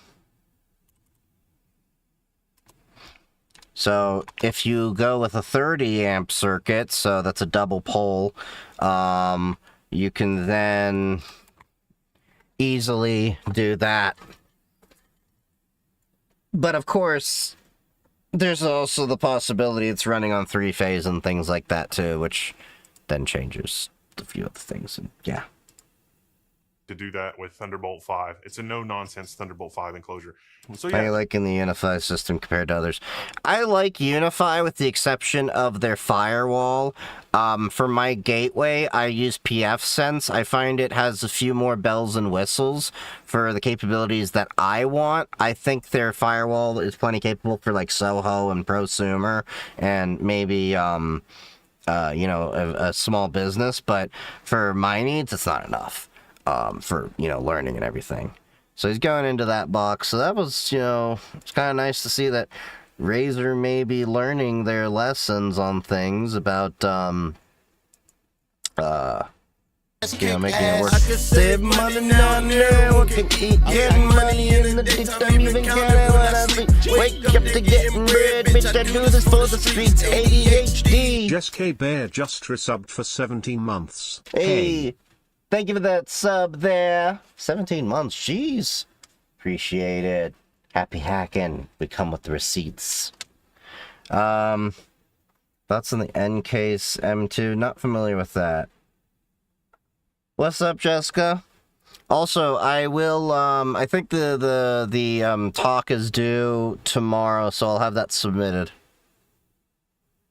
I just gotta take some, it's all done, as you know. I just gotta, take some screenshots and, video of the, lab before the presentation, because you told me I can't really do things live. If you can, find out if they're gonna let me have a podium so I can read off my notes. I may be bringing an iPad anyway for like a teleprompter kind of like thing just in case. But that'd be useful.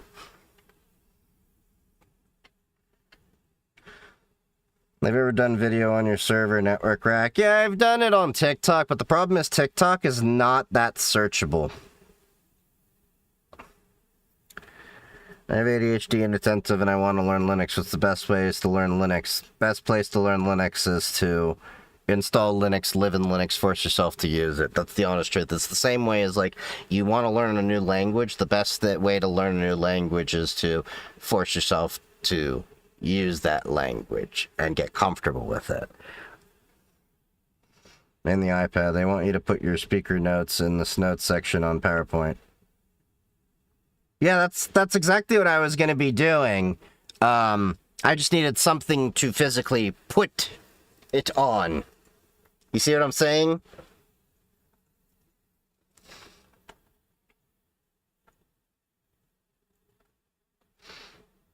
Having fun railing a whale. We talking about your mom? Yeah.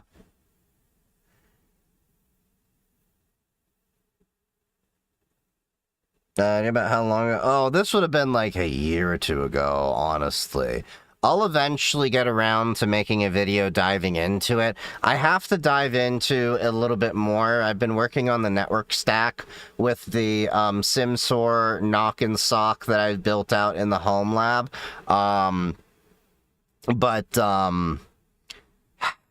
It's conference season right now. I've been busy writing a I was getting my talk together.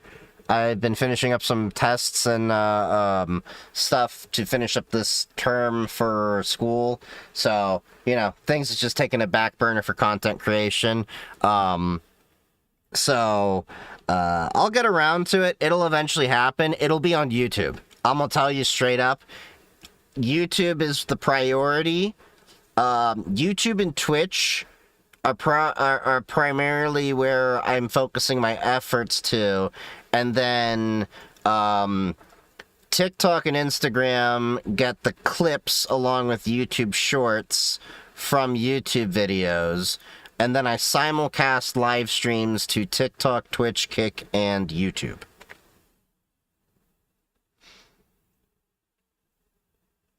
Is there any way to actually lower ping, or is it locked due to location? You can't really lower ping. Latency is latency. That is a physical restriction. So, talk about it this way. Is there any way, if you were driving at 60 miles an hour, is there any way for you to actually reduce the amount of time that you're going to be there. You go faster. But if you can't go any faster, you can't change anything there. There's a physical limitation because you're talking about everything going over wires. You're talking about whether it's talking about through electrical pulses on copper or light pulses on optical cables. That is physical distance. That is electrical and optical processing on switches, and everything that goes in through on each hop. The only way you can improve latency is to improve the issues that are causing latency at each step. Now, in the case of the majority of people that are experiencing latency, it's primarily due to the fact that they're operating on Wi-Fi. Put them on Ethernet, latency issues almost get remediated. Second to that, it's because of off-the-shelf routers with poor quality of service, things like that when they're under load. Maybe getting buffer bloat, things like that. Short of that, it's your ISP. But generally speaking, there's not much you can really do outside of very few things to improve latency.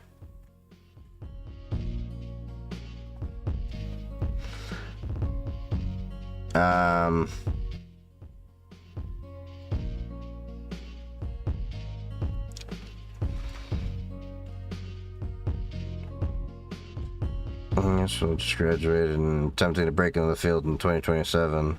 Nice. Wait, you just graduated and you want to break in the field in 2027? Why are you waiting like a whole, half a year? That's kind of weird. Go faster or closer to the source, pretty much? Pretty much. Currently a Cybersec engineer at 90k, but got offered InfoSec analyst at 130. Is that a downgrade in role? No, it's a difference in what you're doing. So, like cybersecurity engineering, in my experience, mostly engineering is you're building. That's what it comes down to, is we're building the systems out. Analysts are, analyzing the information that's coming through. You may not be building the back-end systems, and you'll just be using the back-end systems that the engineers have been building.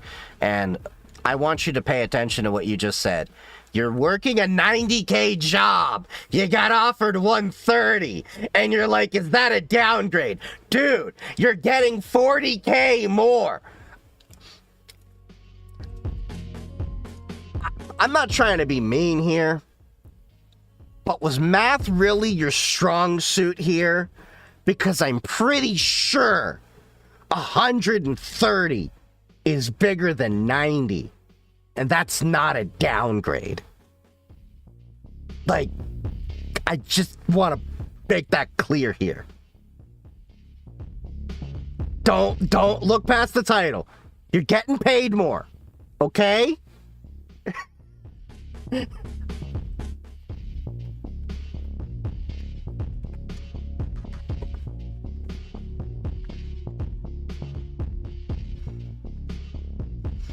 Do you have a problem with the virtual driver for Rodecaster Pro? I have to keep reinstalling it. I do not. I did upgrade the Rodecaster Pro 2 firmware a few months ago to fix a few issues, and it's resolved quite a few problems. So if you haven't upgraded your firmware, look into that.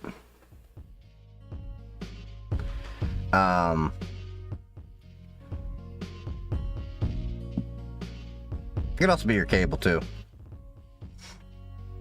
I've been applying for jobs and unions and schools. Any advice?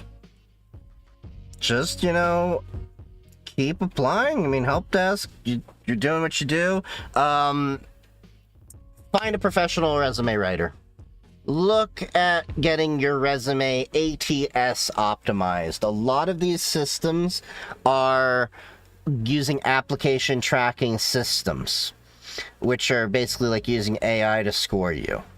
They're looking for keywords. It's dumb. Another thing I would do is I wouldn't focus on just those. Do Google searches for companies that are MSPs, managed service providers.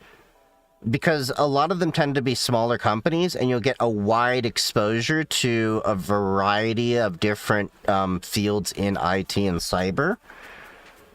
You'll get worked a lot more, but you're going to learn a lot more, and it's going to make you a lot more capable. I did that for the first few years of my professional career, and it's paid off in dividends for the rest of my career, I will say. That's what I will give you advice for. You want to build a cyber deck for my broken laptop? Where can I start?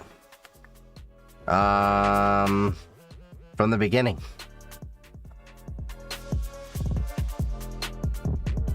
You mean you got the pieces, now you just got to make a plan of what you want to do with it. My cyber deck that I'm putting together, I just got to get the motherboard upgraded. We've already talked about it. It's the MNT Pocket Reform. Alright,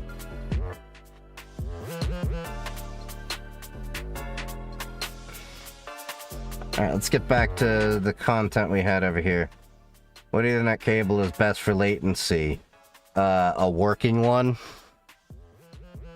There is none of this, like, look, when it comes to Ethernet cables, as long as you have a decent quality one, don't buy into this bullshit of like, oh, I need to get a Cat 8 cable. In this day and age, a Cat 6A cable is more than enough for just about everything you're going to need. You're not going to need more than a Cat 6A. If you need more than a Cat 6A, I would earnestly tell you to start looking into fiber optic. Alright, let's see. What do we got here? The popcorn bucket for Scary Movie 6 might be one of the greatest popcorn buckets of all time. The whole concept of the Scary Movie franchise is to push boundaries. These movies are obviously parodies and spoofs of popular scary movies that are currently relevant in pop culture. And I've been waiting so long for a new scary movie. You have no idea. I love the Wayans brothers. a big part of the Scary Movie 6 campaign is to let comedy be what it once was. Not really care about the jokes offending any type of person, not really care who the jokes are targeting, crafting jokes to be in a theater experience where it's an environment where everybody's okay with anything that could happen. That is honestly what I miss about comedy, was everything goes, and the understanding was, back in the day, you're most likely going to get offended, but everyone was going to get offended. You get what I mean? Like, it was an equal opportunity hating. Okay? No one was getting hated on more than another, and the shade was getting thrown around equally. Like, if you think I'm wrong here, yeah, like, there are definitely some pieces of humor that haven't aged from, like, 1990s and 2000s humor. I will agree with that. But a lot of that humor, I think, is still fine, but now, there are a lot of comedians that won't even go to college bars, if that says anything. We've gone from a full 180 where comedians used to primarily be on college bars, because college students were the most accepting of humor, to the most, whatever it was, flipped out by, from a lot of the, comedians, apparently. Like, there has just been issues over the years. This isn't me, like, being, like, left or right or anything like that. This has been a thing I've heard from comedians that I have known that have been extremely on the left, too. Popcorn bucket really symbolizes that experience, but also I want to give them credit. Culture around these popcorn buckets has been to either make them suggestively inappropriate, meaning it's not totally Yep, The Boys. obvious. Which, by the way, I am watching that right now, so do not spoil that for me. I've only gotten to season 3. Okay? Unless you're thinking a certain way, or to make them as cool as a collectible or a toy as humanly possible. And of course, there is also the third option of just making a popcorn bucket that's a popcorn bucket where its only use is to eat popcorn out of. Wait, I didn't see. Did he show the, Make them as cool as inappropriate, meaning it's not totally obvious unless you're thinking a certain way, or to make them just make it's kind of mad. Well, they didn't show, what was it, the, Dune bucket that looked like a pocket pussy? Was it? And then you had the Deadpool bucket, was it? I think it was, with the Wolverine. Only use is to eat popcorn out of it, Scary Movie 6 kind of mashed everything together. Because this popcorn bucket is actually incredibly inventive, it literally stores and dispenses butter for you. And then it's also not only It's a wax pipe. Oh shit, that is freaking hilarious. Ah, I wish I was in my college days. That would have been freaking hilarious. Like that. I'm probably going to end up buying it to have it as a prop, but that is going to definitely have to be one of those, like, I'm going to have to keep outside of camera view because that is definitely going to have to be exclamations if I ever have that on camera on a Teams meeting. fun collectible, but it's also pushing boundaries. Like, I cannot believe movie theaters are gonna have this popcorn bong just sitting on their shelves. That's the whole point of these movies and the experience they want people to have when they go see a scary movie film. Okay, what's next? Where were these types of monitors when I was a kid? This could be the future of LAN parties or just degenerate gaming sleepovers. Not to go old school on you, but back in my day, split screen was the main type of multiplayer for... Okay, you were a real one if you ever bought, if you ever played a game and your friends were so bad at cheating that you got the cardboard box from some big shipment and, like, rigged together a duct tape where you made a divider. So, like, they were, like, at the lower level, or you were at the lower level, and they're at the higher level, so you couldn't see each other. You know what I'm talking about? Yeah! Local gaming. Sure, you could play 007 GoldenEye or Halo 2 like normal, but to prevent screen cheating... This! That is exactly what I'm talking about! Okay, like, I don't know if we would do exactly like that, but you get the point. Like, there are so many times that I have done that, to the point we ended up having, I shit you not, my dad was an engineer. He concocted a little device from, like, not heavy wood, it was like some white wood, not like balsa wood or that, but we basically had a contraption to do this so we wouldn't put tape on the TV. And it just kind of, like, hooked on.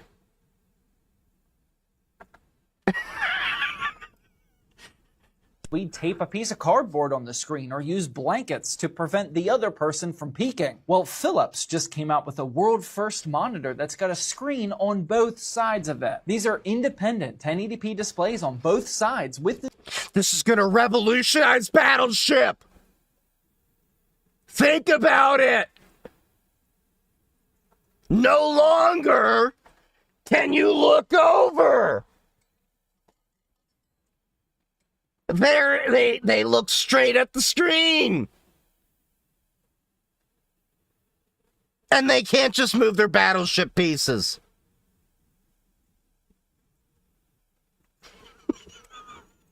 display connectors. I think you can plug both of these into one computer like you'd use at a reception desk. Might be the monitor we use for our reception PC, by the way. But more importantly, you could plug two different consoles or ideally PCs into there for screen peeking free multiplayer. Now, as of right now, Philips isn't trying to crack the gaming market, I don't think, but these are 24-inch 1080p 120Hz IPS panels, so I mean, that'll get the job done for sure. We just need a couple more manufacturers to start making these kinds of monitors, and then we'll have the return of local multiplayer gaming.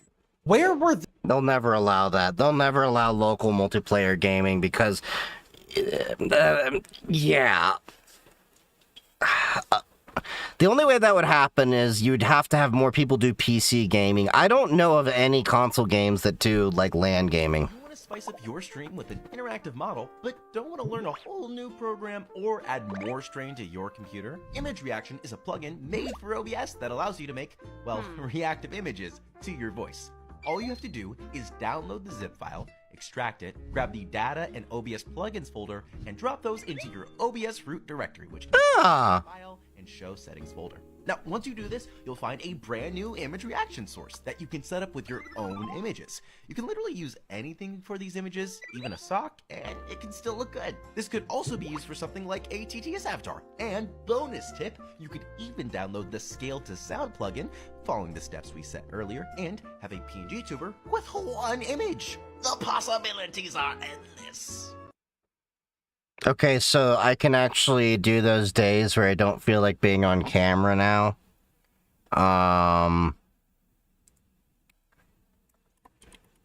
Note to self, do this later. That actually looks like it might be useful. You sunk my battleship, sorry. It honestly never occurred to me that Stitch could have been mistaken for a French bulldog by everyone. I really Fuck! I can't unsee that now.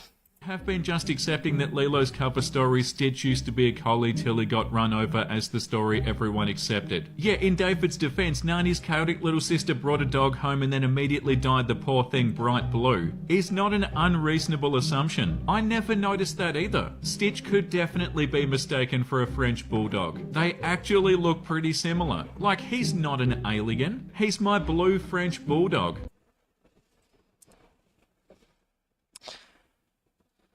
Well, I never thought of that. Now I'm gonna never be able to forget that. I started making software yesterday called Dragon Pod, where you can drag on music to your pod, feed the pod. Anyways, yesterday I had 31 people sign up within 3 hours of making the version 1 software. Let's refresh it this morning and see how many we have now. 51! Alright, welcome members. If you want to join, go to dragonpod.com and you'll be brought over to the website here. Dragonpod.com, like this. Drag and pod. Alright, see you guys on the other side.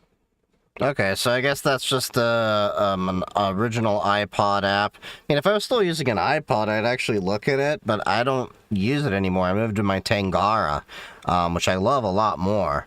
I still love the iPod, the original iPods. Don't get me wrong, it's just that hardware is getting dated. Like, it's harder to maintain.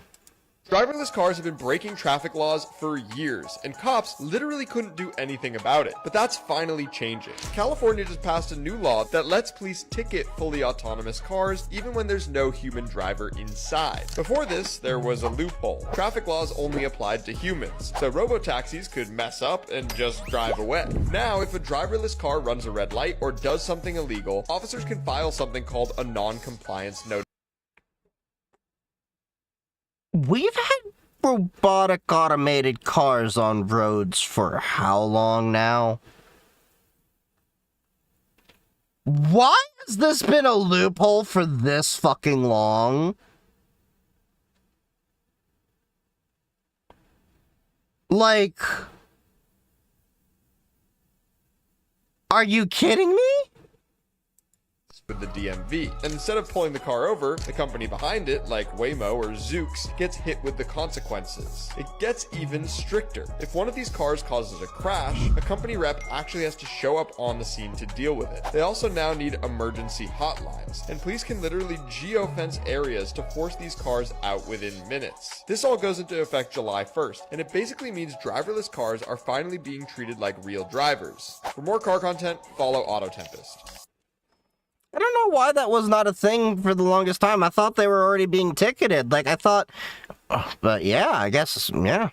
This is a horrible idea, but it's also wonderful that it exists. Anyone on the planet can feed this cat. All you need to do is go to feed-the.cat and click the big button to dispense food from an actual dispenser that's then gobbled by some internet fellow's real-life kitty. In a sea of vibe-coded slop with ulterior motives, it's kind of refreshing to see something so pointless, and other cat parents have been linking their own feeders to the website to compete in the greed leaderboard to see which cat can scarf the most kibbles. Oh no. What security issues are gonna be lurking? And yeah, it's not...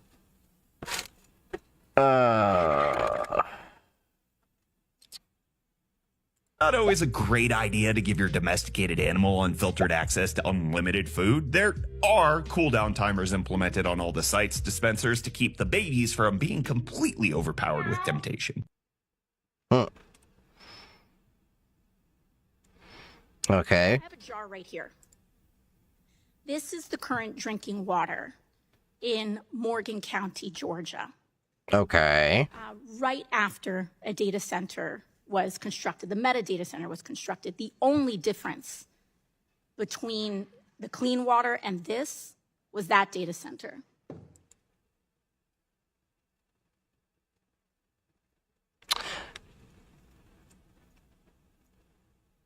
Something is not adding up in my, the logic of there. Okay, follow me here. Follow me here. You know I'm not necessarily, the biggest proponent of AI data centers, and we've talked about how they're driving up resource consumption and driving up, energy consumption and all of that stuff. Right. But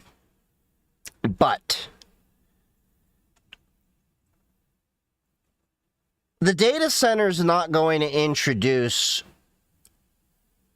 dirt like this into the drinking water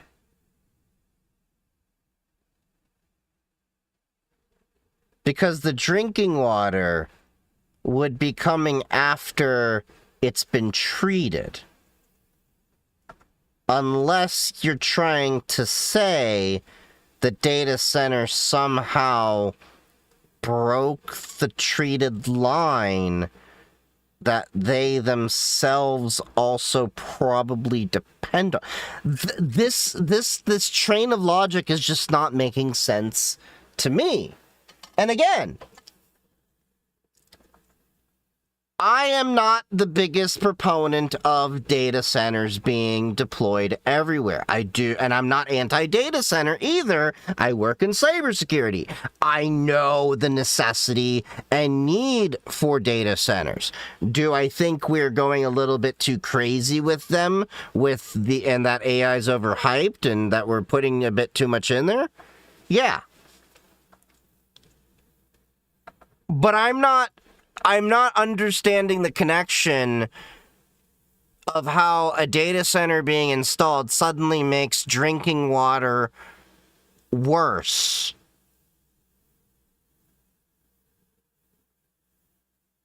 And I would need a civic engineer, somebody to actually explain to me, somebody that actually is qualified. If I'm completely wrong there. I have another one as well. So this wasn't just one well. These wasn't just one family's situation.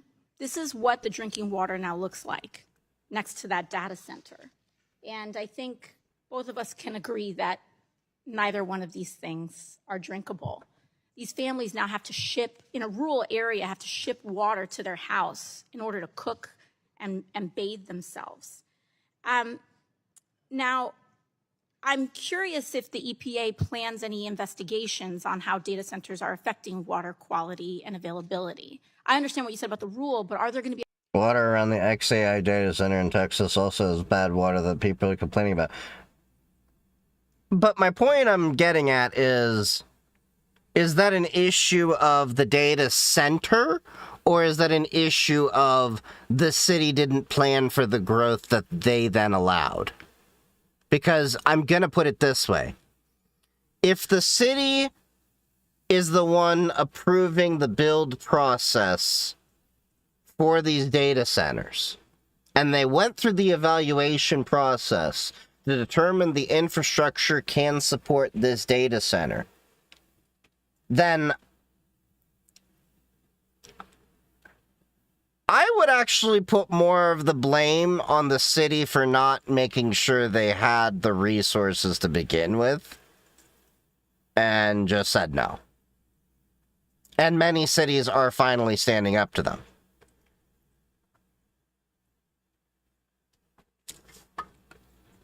I'm just not understanding. Because, like, here's the thing. I'm in an area where I'm near AWS USDs too.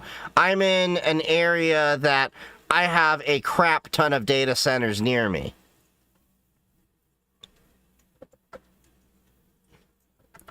And we're already complaining about too many data centers too. But we're not, from what I've heard at least, or not been hearing, is these kind of things. Open investigations on this issue.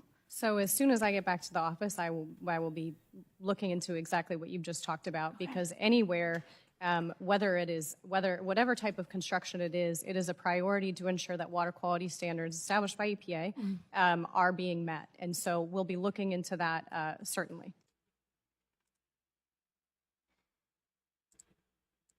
This is what it looks like to bounce a steel ball on one of the world's bounciest surfaces. This system has a coefficient of restitution of over 97%. Whoa.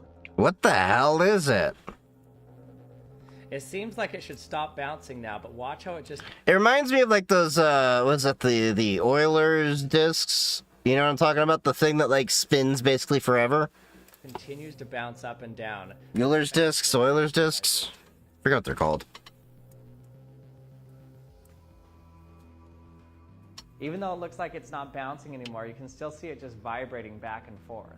Yeah, it's kind of like the same concept Ping pong ball. as like that Euler disc.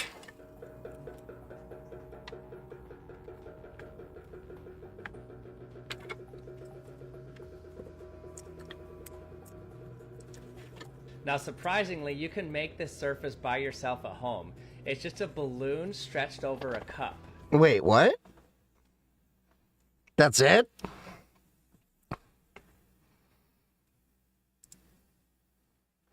Remote jobs that are always hiring.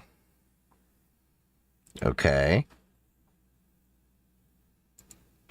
Why is this video not loading? Come on, video. Okay. Stewie, Claude Code is now completely free forever. Wait, free? I thought you had to pay for API credits before. You did, but now you can run it locally using open source models from Llama without making any API calls. So you still get the real Claude Code features?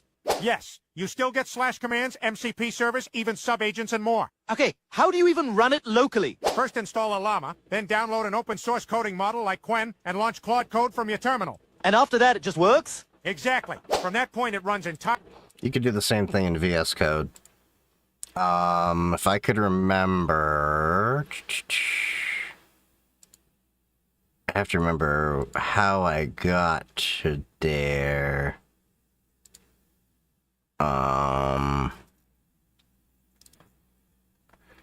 There was a setting that I found somewhere. Open customizations. There was a way that you could actually set up. I found it when I was playing around at work.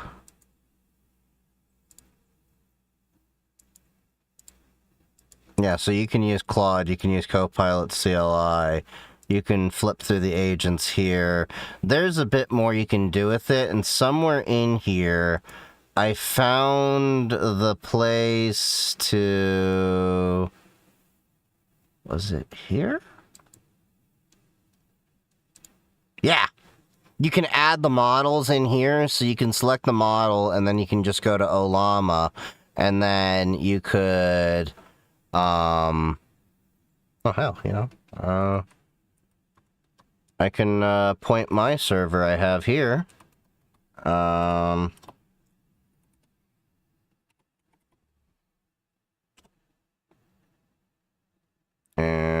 no, it is not localhost.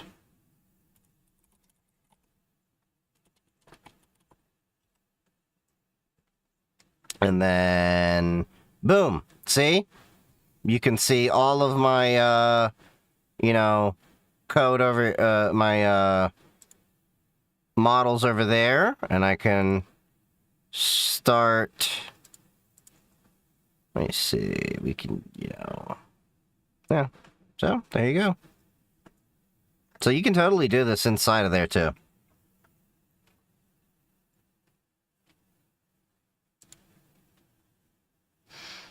No jailbreak test games before they get released. Yeah. Alright, next. What is this? Footprint Hero with Alex Beal. I bought Costco's most expensive Anker solar setup. Okay. Let's see what they got.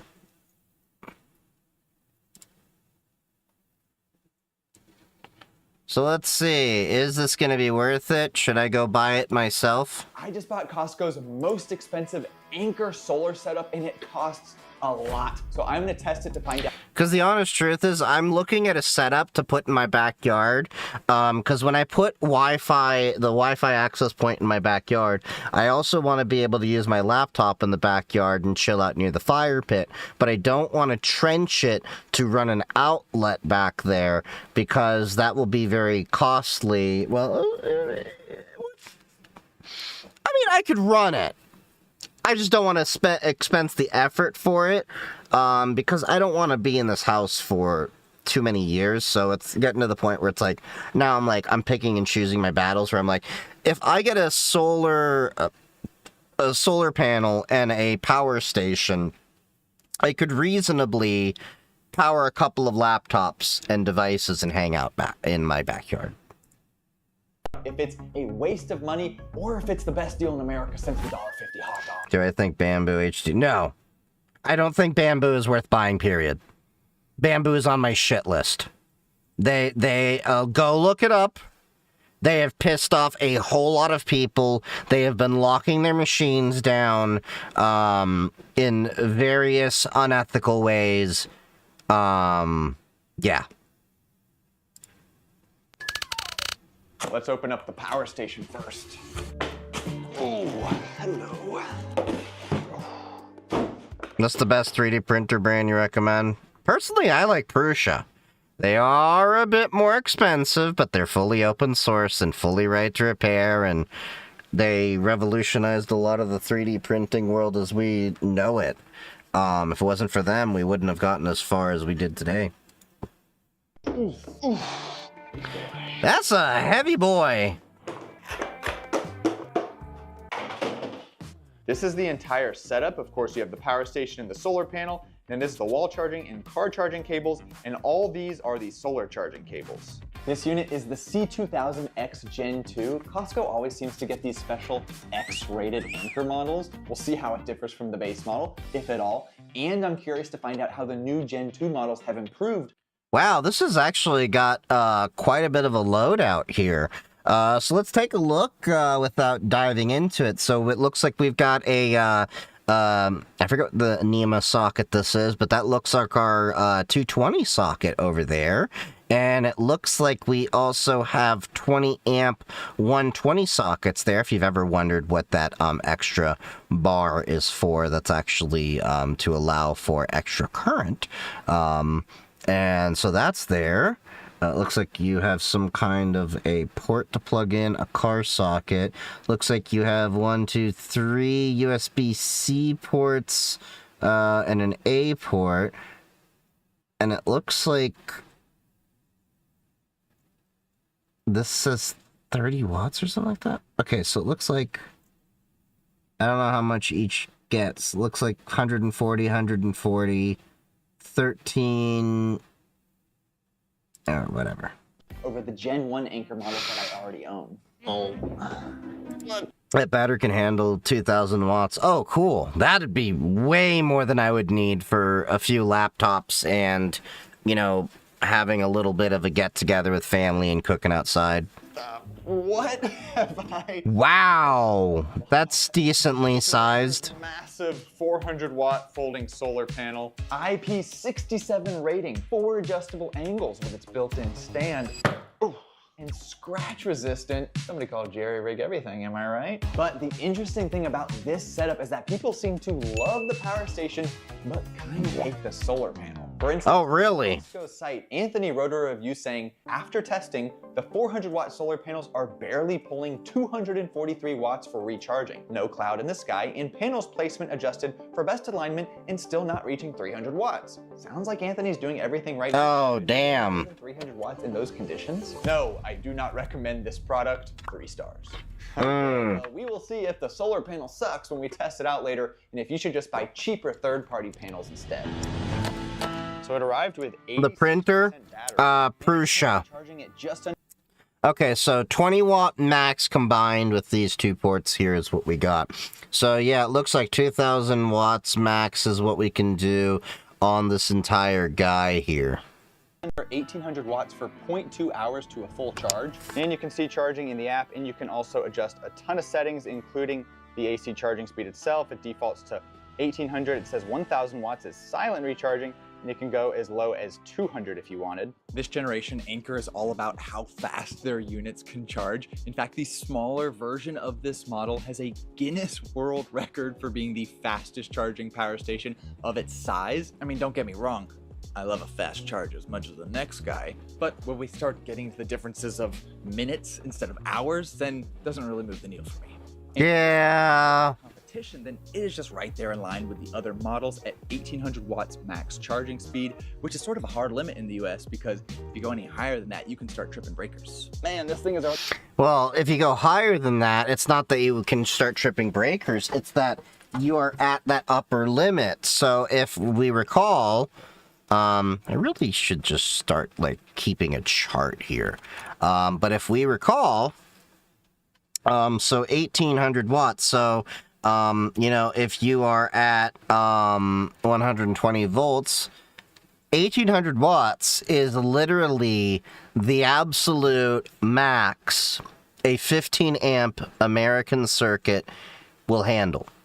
And generally, you want at most 80% load. So 1800 watts is maxing that out, period. That is the only load on that circuit. Okay? And then again, you get a 20 amp circuit, which is why when I build my new circuits in my house, I always default to running 20 amp circuits. I never do 15 amp circuits these days. The amount of money it costs between the breaker and thicker wire to run 12 gauge and a 20 amp breaker, it's just, you may as well do it. It's not that much big deal. Anyway, 2400 watts is what you get. But this is where I keep saying, like, the United States eventually has to have a reckoning where we need to start looking at, do we need to start, I don't know how this would look in the long term, but we need to look at adopting like a 220 system similar to what Europe does. Because in a 220 system at a 15 amp, you can carry 3300 watts doing the same thing. Okay, but their breakers are actually a little bit smaller. Like, you do a 220 breaker at like 10 amps, you still are carrying more power. 94%, the charging speed just dropped down to... But also, we've also been looking at plug-in solar too. I've been wanting to look at doing that in my house with micro inverters, but those are not really as much of a thing yet. Around 1500. Yeah, we already looked at EcoFlow the other day. They're not, EcoFlow micro inverters that I wanted are not available outside of Utah until more states start changing their laws on the plug-in solar regulations. It's a gray area. 50 watts for 0.1 hours to a full charge, and is only making the tiniest amount of fan noise. But not to be outdone by the lousy competition, Anker says this one is the world's fastest. Anthropic released Mythos. Ooh. You know, I'll be interested to see if we end up with a nothing burger out of all this Mythos, you know, craziness that everyone, you know, came out with. I'm open to being proven wrong, but I feel like this was a marketing hype. at Claude Opus 4-8. No. I thought Opus is different than Mythos. Opus is Opus. Mythos, I thought, is a totally different beast than that. This is just an iteration on Opus. charging with AC plus solar at 2400 watts, so we'll try to reach that limit when we solar charge it later. But that claim is not Guinness approved, and on this channel, we like Guinness so much we put our faces on it. But can this Costco solar setup power everything you take camping for the entire trip, or will it leave you with spoiled food and dead devices? Let's find out. I've got my devices, a makeshift CPAP running off the 12-volt port, an electric cooler, camping fridge, whatever you want to call it, and a Starlink Mini running off one of the USB-C ports. I'm camping in luxury today, boys. To run everything here except for the electric stove, which I'll run later, it's using around 90. Yeah, I liked Opus too, but 4.7 is way too expensive to run requests on. Super cool. Looks like the fridge is using the most power right now. So let's see what the battery is at after an hour of running all this.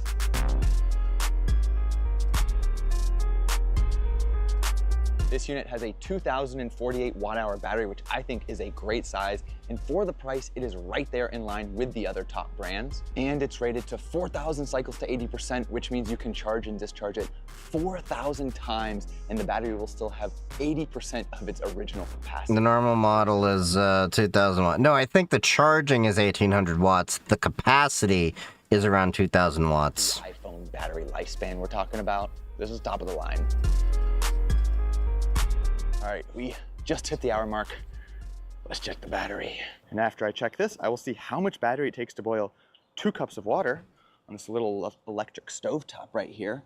Okay, so obviously the battery started at 100%. It's now down to 95%.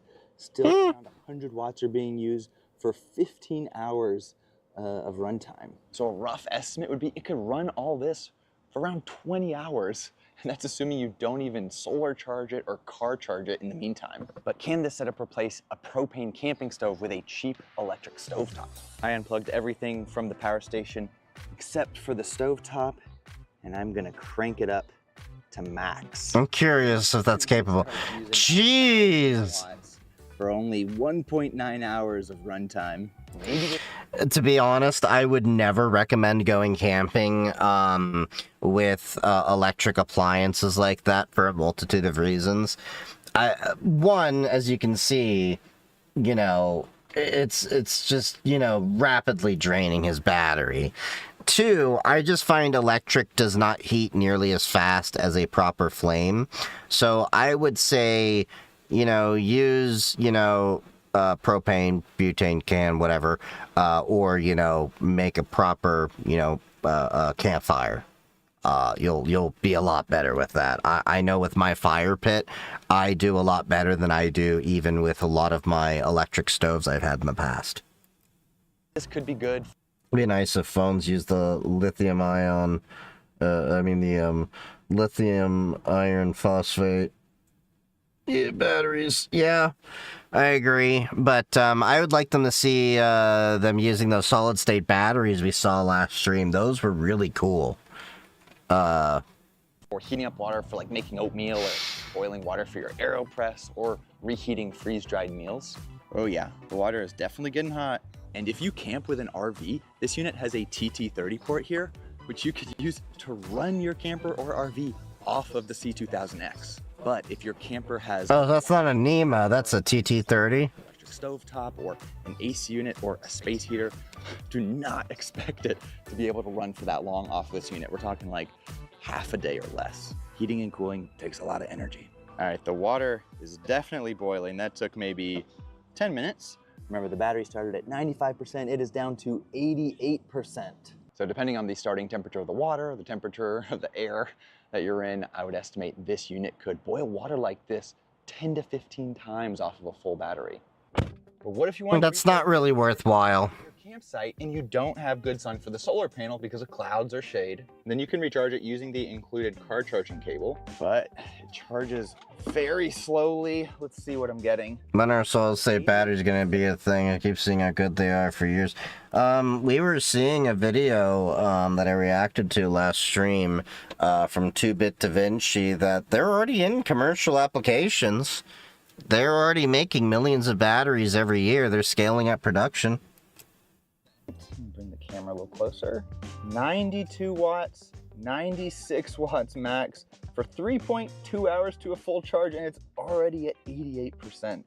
And if this battery was dead, then it would take over 20 hours at this rate to fully Jesus. charge. So Anker does make an alternator charger, which you can buy separately to charge this unit around 9 times faster. It's expensive though, and also there's no such thing as a free charge, I guess, unless you're using solar. So, of course, charging it from your car will use up gas. Gas is expensive right now. Power outage test.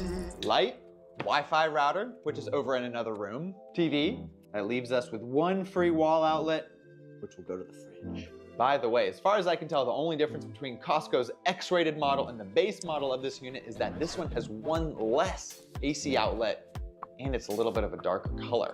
Okay, we talked about this before. Do not use extension cords on your heavy appliances. Do not do what he did. He has run an extension cord to his fridge. Okay? That is seriously an issue.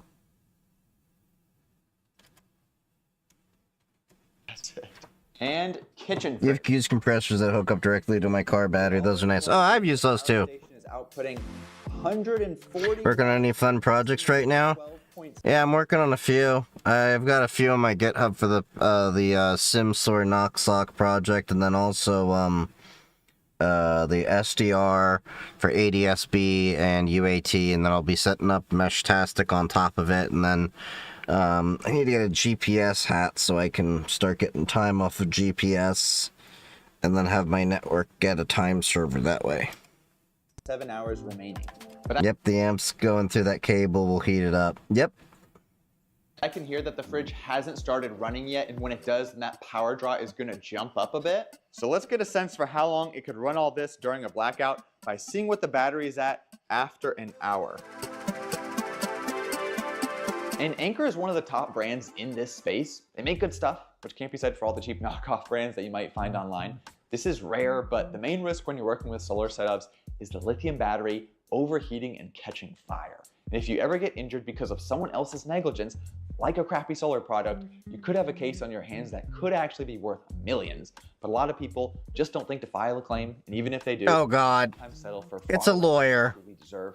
There's a reason that you want to handle solar and batteries with care, because when something goes wrong, the damage can be serious. Just like there's a reason why Morgan & Morgan is America's largest injury law firm. Yep. All right, the hour is almost up, and after this we'll...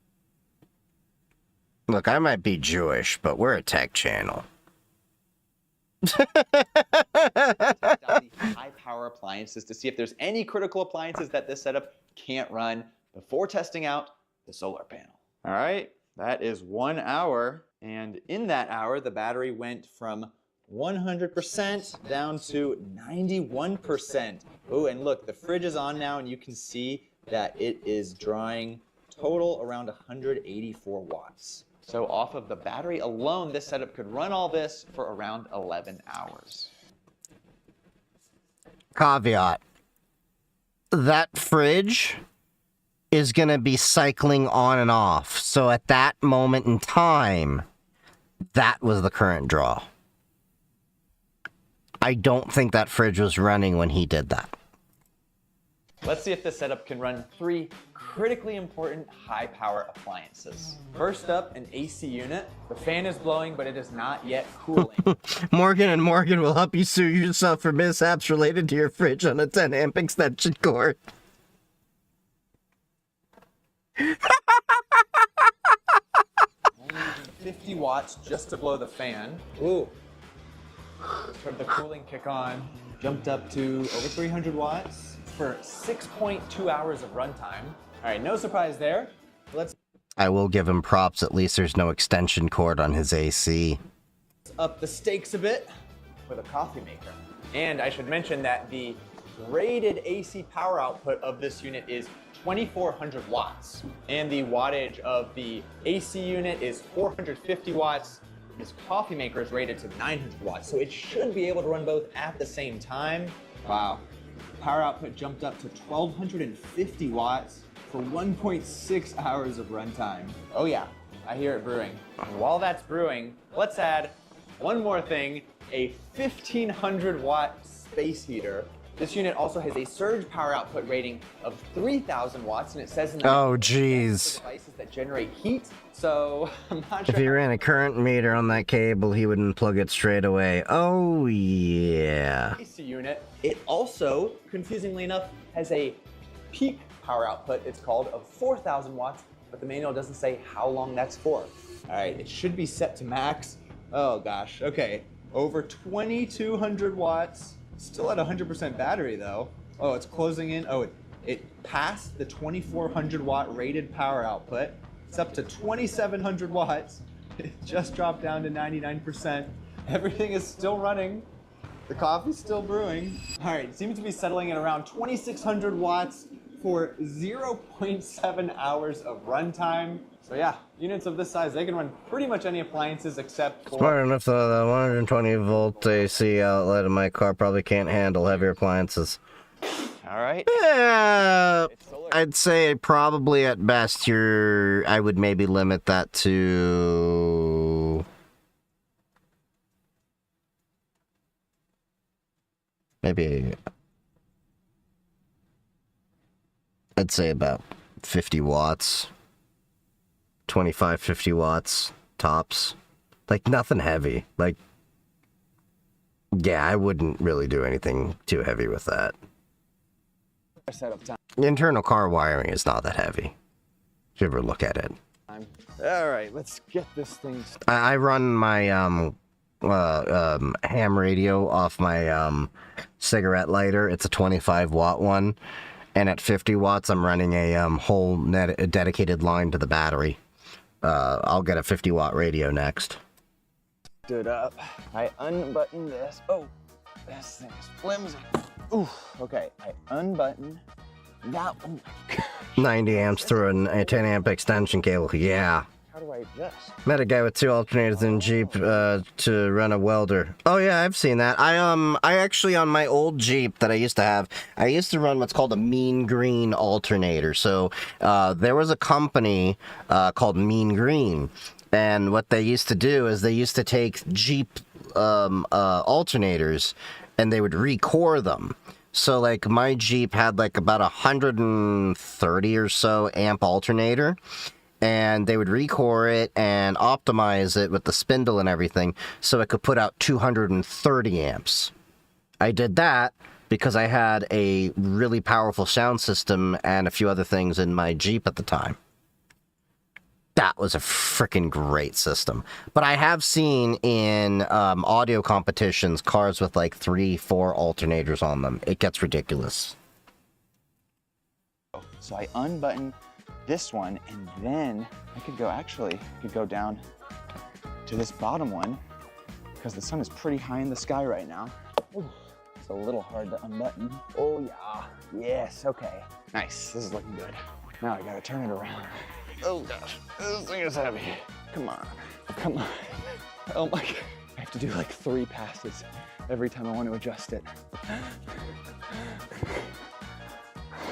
That's the best I'm gonna do. I also have the 100 watt and 200 watt panels from Anker. The 100 watt panel had good power output when I tested it, but I've had the 200 watt one for maybe 1.5 years now, and I've never gotten great power output from it. Let's see how good of power output we get from the 400. Look how big that thing is. Power station, I just take the solar connectors that are on the solar panel, connect them to the solar extension cables that came with the solar panel. Then I connect the extension cables to the solar charging cable, and then I just plug the solar charging cable into the solar charging port on the side of the power station, and the power station should automatically start solar charging. I just heard some clicking. Oh, there we go, 41 watts, 143, 109, almost 200. Anthony's review, ideally, we want to see over 300 watts from this panel. 214? 215? No, you're kidding. That is that what it's maxing out at? 219? That's not good.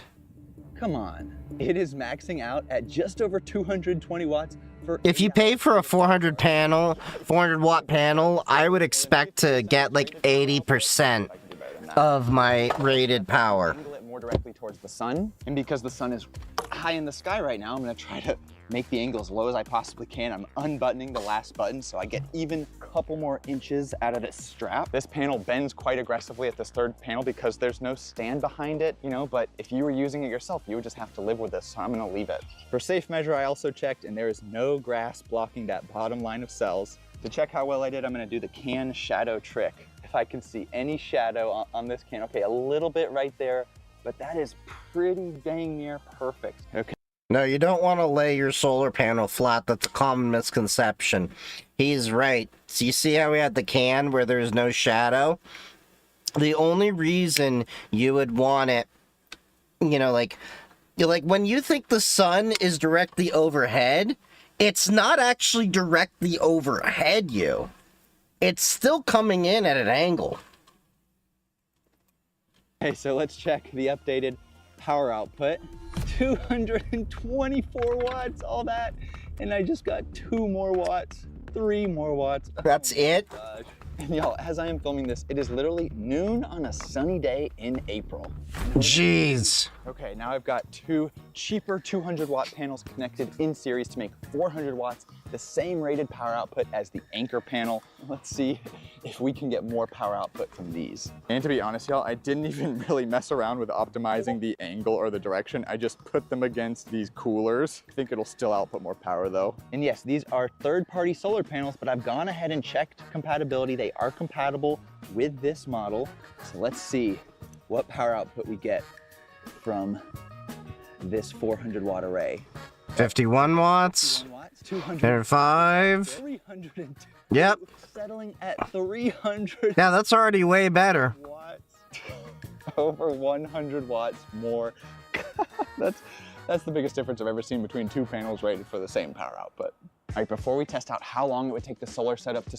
I wonder how much of it has to do with the fact that Anchor is actually optimizing those panels for portability, whereas these, if you look at them, they look kind of like really rigid. That's just my 2 cents. Solar charge from 0 to 100. I want to quickly test Anchor's world fastest solar plus AC charging claim. So what I've just done is connected this 400 watt array to this 400 watt panel in parallel to make an 800 Jeez.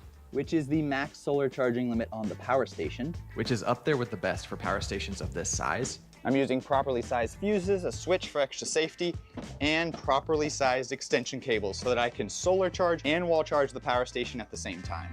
You might think to run an extension cable from a wall outlet outside to be able to wall charge the power station that way, but remember, this thing wall charges at 1800 watts max. This extension cable is rated for a max of 1625 watts. Oh, now he reads the ratings! Oh, now he reads the ratings on his cables. Didn't do it with all his other heavy appliances. Apparently, he only knows the numbers because, you know, on Anchor, they say the numbers. Buddy, with all due respect, you should probably do some Googling to see how much your AC and other units actually are using. And then you should also look up how much power your refrigerator is using. Just throwing that out there. When you're dealing with a lot of power, you just want to make sure you've covered all your bases. All right, it is wall charging right at 1800 watts, so I'm going to now plug in the solar charging cable. And then I'm going to come out here and flip the switch on. All right, let's check. Well, I heard a click.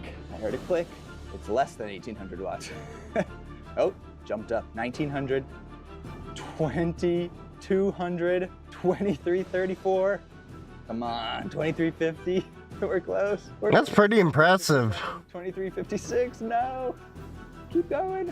All right, settling at around 2350 for 0.8 hours to a full charge. That is fast. Honestly, the anchor solar panel is probably dragging down the power output of that entire array. But for this claim, I'm gonna wait to see what Guinness has to say. And by the way, one of the most common questions I get is, can these power stations charge and run stuff at the same time? There's your answer. But of course, if you buy this setup, this is the solar panel it comes with. So let's let it solar charge the power station for 1 hour to get a sense of how long it would take to solar charge it from 0 to 100. Oh wow, it's a new high, 253 watts coming in, currently at 35% for just under 6 hours to a full charge. I mean, for most people at 250 watts, it's still a good amount of power. And this generation has a couple of But that I want to share. The first is that you can adjust not good enough for if Anchor's rating it. battery. So for the discharge limit, it can go from 1 to 20%. And then for the charging limit, it can go from 100 to 80%. And then there is time of use mode, which lets you set your off-peak and peak electricity prices and how much battery you want to keep as backup reserve. And then you connect the power station to solar panels and the grid, and it will prioritize the solar power and only charge from the grid when needed. I personally love this feature. I've tested a similar one on EcoFlow models. It lets you use more solar power at home, back up critical devices, and potentially even lower your electric bill. Your eyes are not playing tricks on you, by the way. The bend in this third panel here is definitely getting worse. All right, it's just a few minutes left before I check the battery, and before I do that, I want to ask the hard-hitting questions that we like to ask on this channel. Is this Costco solar setup really worth 200 rotisserie chickens, 250 chicken bakes, or 666 hot dogs? Because yes, the price I paid before tax was $1,000. Let's start with the power station. So at the time that I'm filming this, it is currently $750 on Amazon and Anchor's website. And I just think for all you get for the size and the features, it comes with everything I want from a model of this size. I think it is a great value. But what about the solar panel? For starters, yes, Anthony is right. Its power output kind of sucks. If you just buy a third-party 400 watt solar panel from like Walmart or Amazon, it would put you right around that $1,000 mark as well, and you would get maybe like 50 to 100 watts more power output from it. So if you like this power station and you want the fastest charging solar setup, that is definitely what I would recommend. But I assume some of you are like, well, I'm interested in a solar setup, but I don't really want to mess around with buying third-party panels. I just want to buy an all-in-one kit. Then honestly, and I'm a little surprised I've come to this conclusion, I think the setup with this kind of crappy solar panel is actually still a pretty good value. That's what I'm thinking too. It's still not the worst, but in this video, in the video description and pinned comment below. And it's still not the best, but it's not the worst. To charge power stations with cheaper, or in this case, faster third-party solar panels, then I'll put a link to a video here that'll teach you how to do that. And let's do that final battery check. Remember, it started at 35%. After an hour, it's up to 48%, still getting 241 watts from the panel. So in good sun, this setup would take around 8 hours to solar charge fully. Okay. Interesting little thing. But with that being said, it is getting a little bit late here. It is about 10 o'clock, so I do have work tomorrow. Thank you all for joining me. If you haven't already, make sure to follow me on all of my socials. I am on YouTube and Twitch and Kick and TikTok and Instagram and Blue Sky and Mastodon. And of course, join the Discord. Join the Matrix server. The links are in the bio for all those things if you don't see them in chat. I love you all. Stay safe. Happy hacking. I'll have some YouTube and other videos coming out for all of you soon. And of course, we shall soon have the sticker designs on the shop. Yeah, I'll have those soon up there. I gotta work on other stuff, but stick around for the raid if you're on Twitch. Otherwise, next stream will be on Sunday for Gaming on Linux night. I may do an extra stream, maybe Friday night. We'll see. Maybe Saturday night. We'll see. I gotta take the dogs also to test out the Mesh-tastic devices. So figure that out and I'll let y'all know. But love you all. Stay safe. Happy hacking.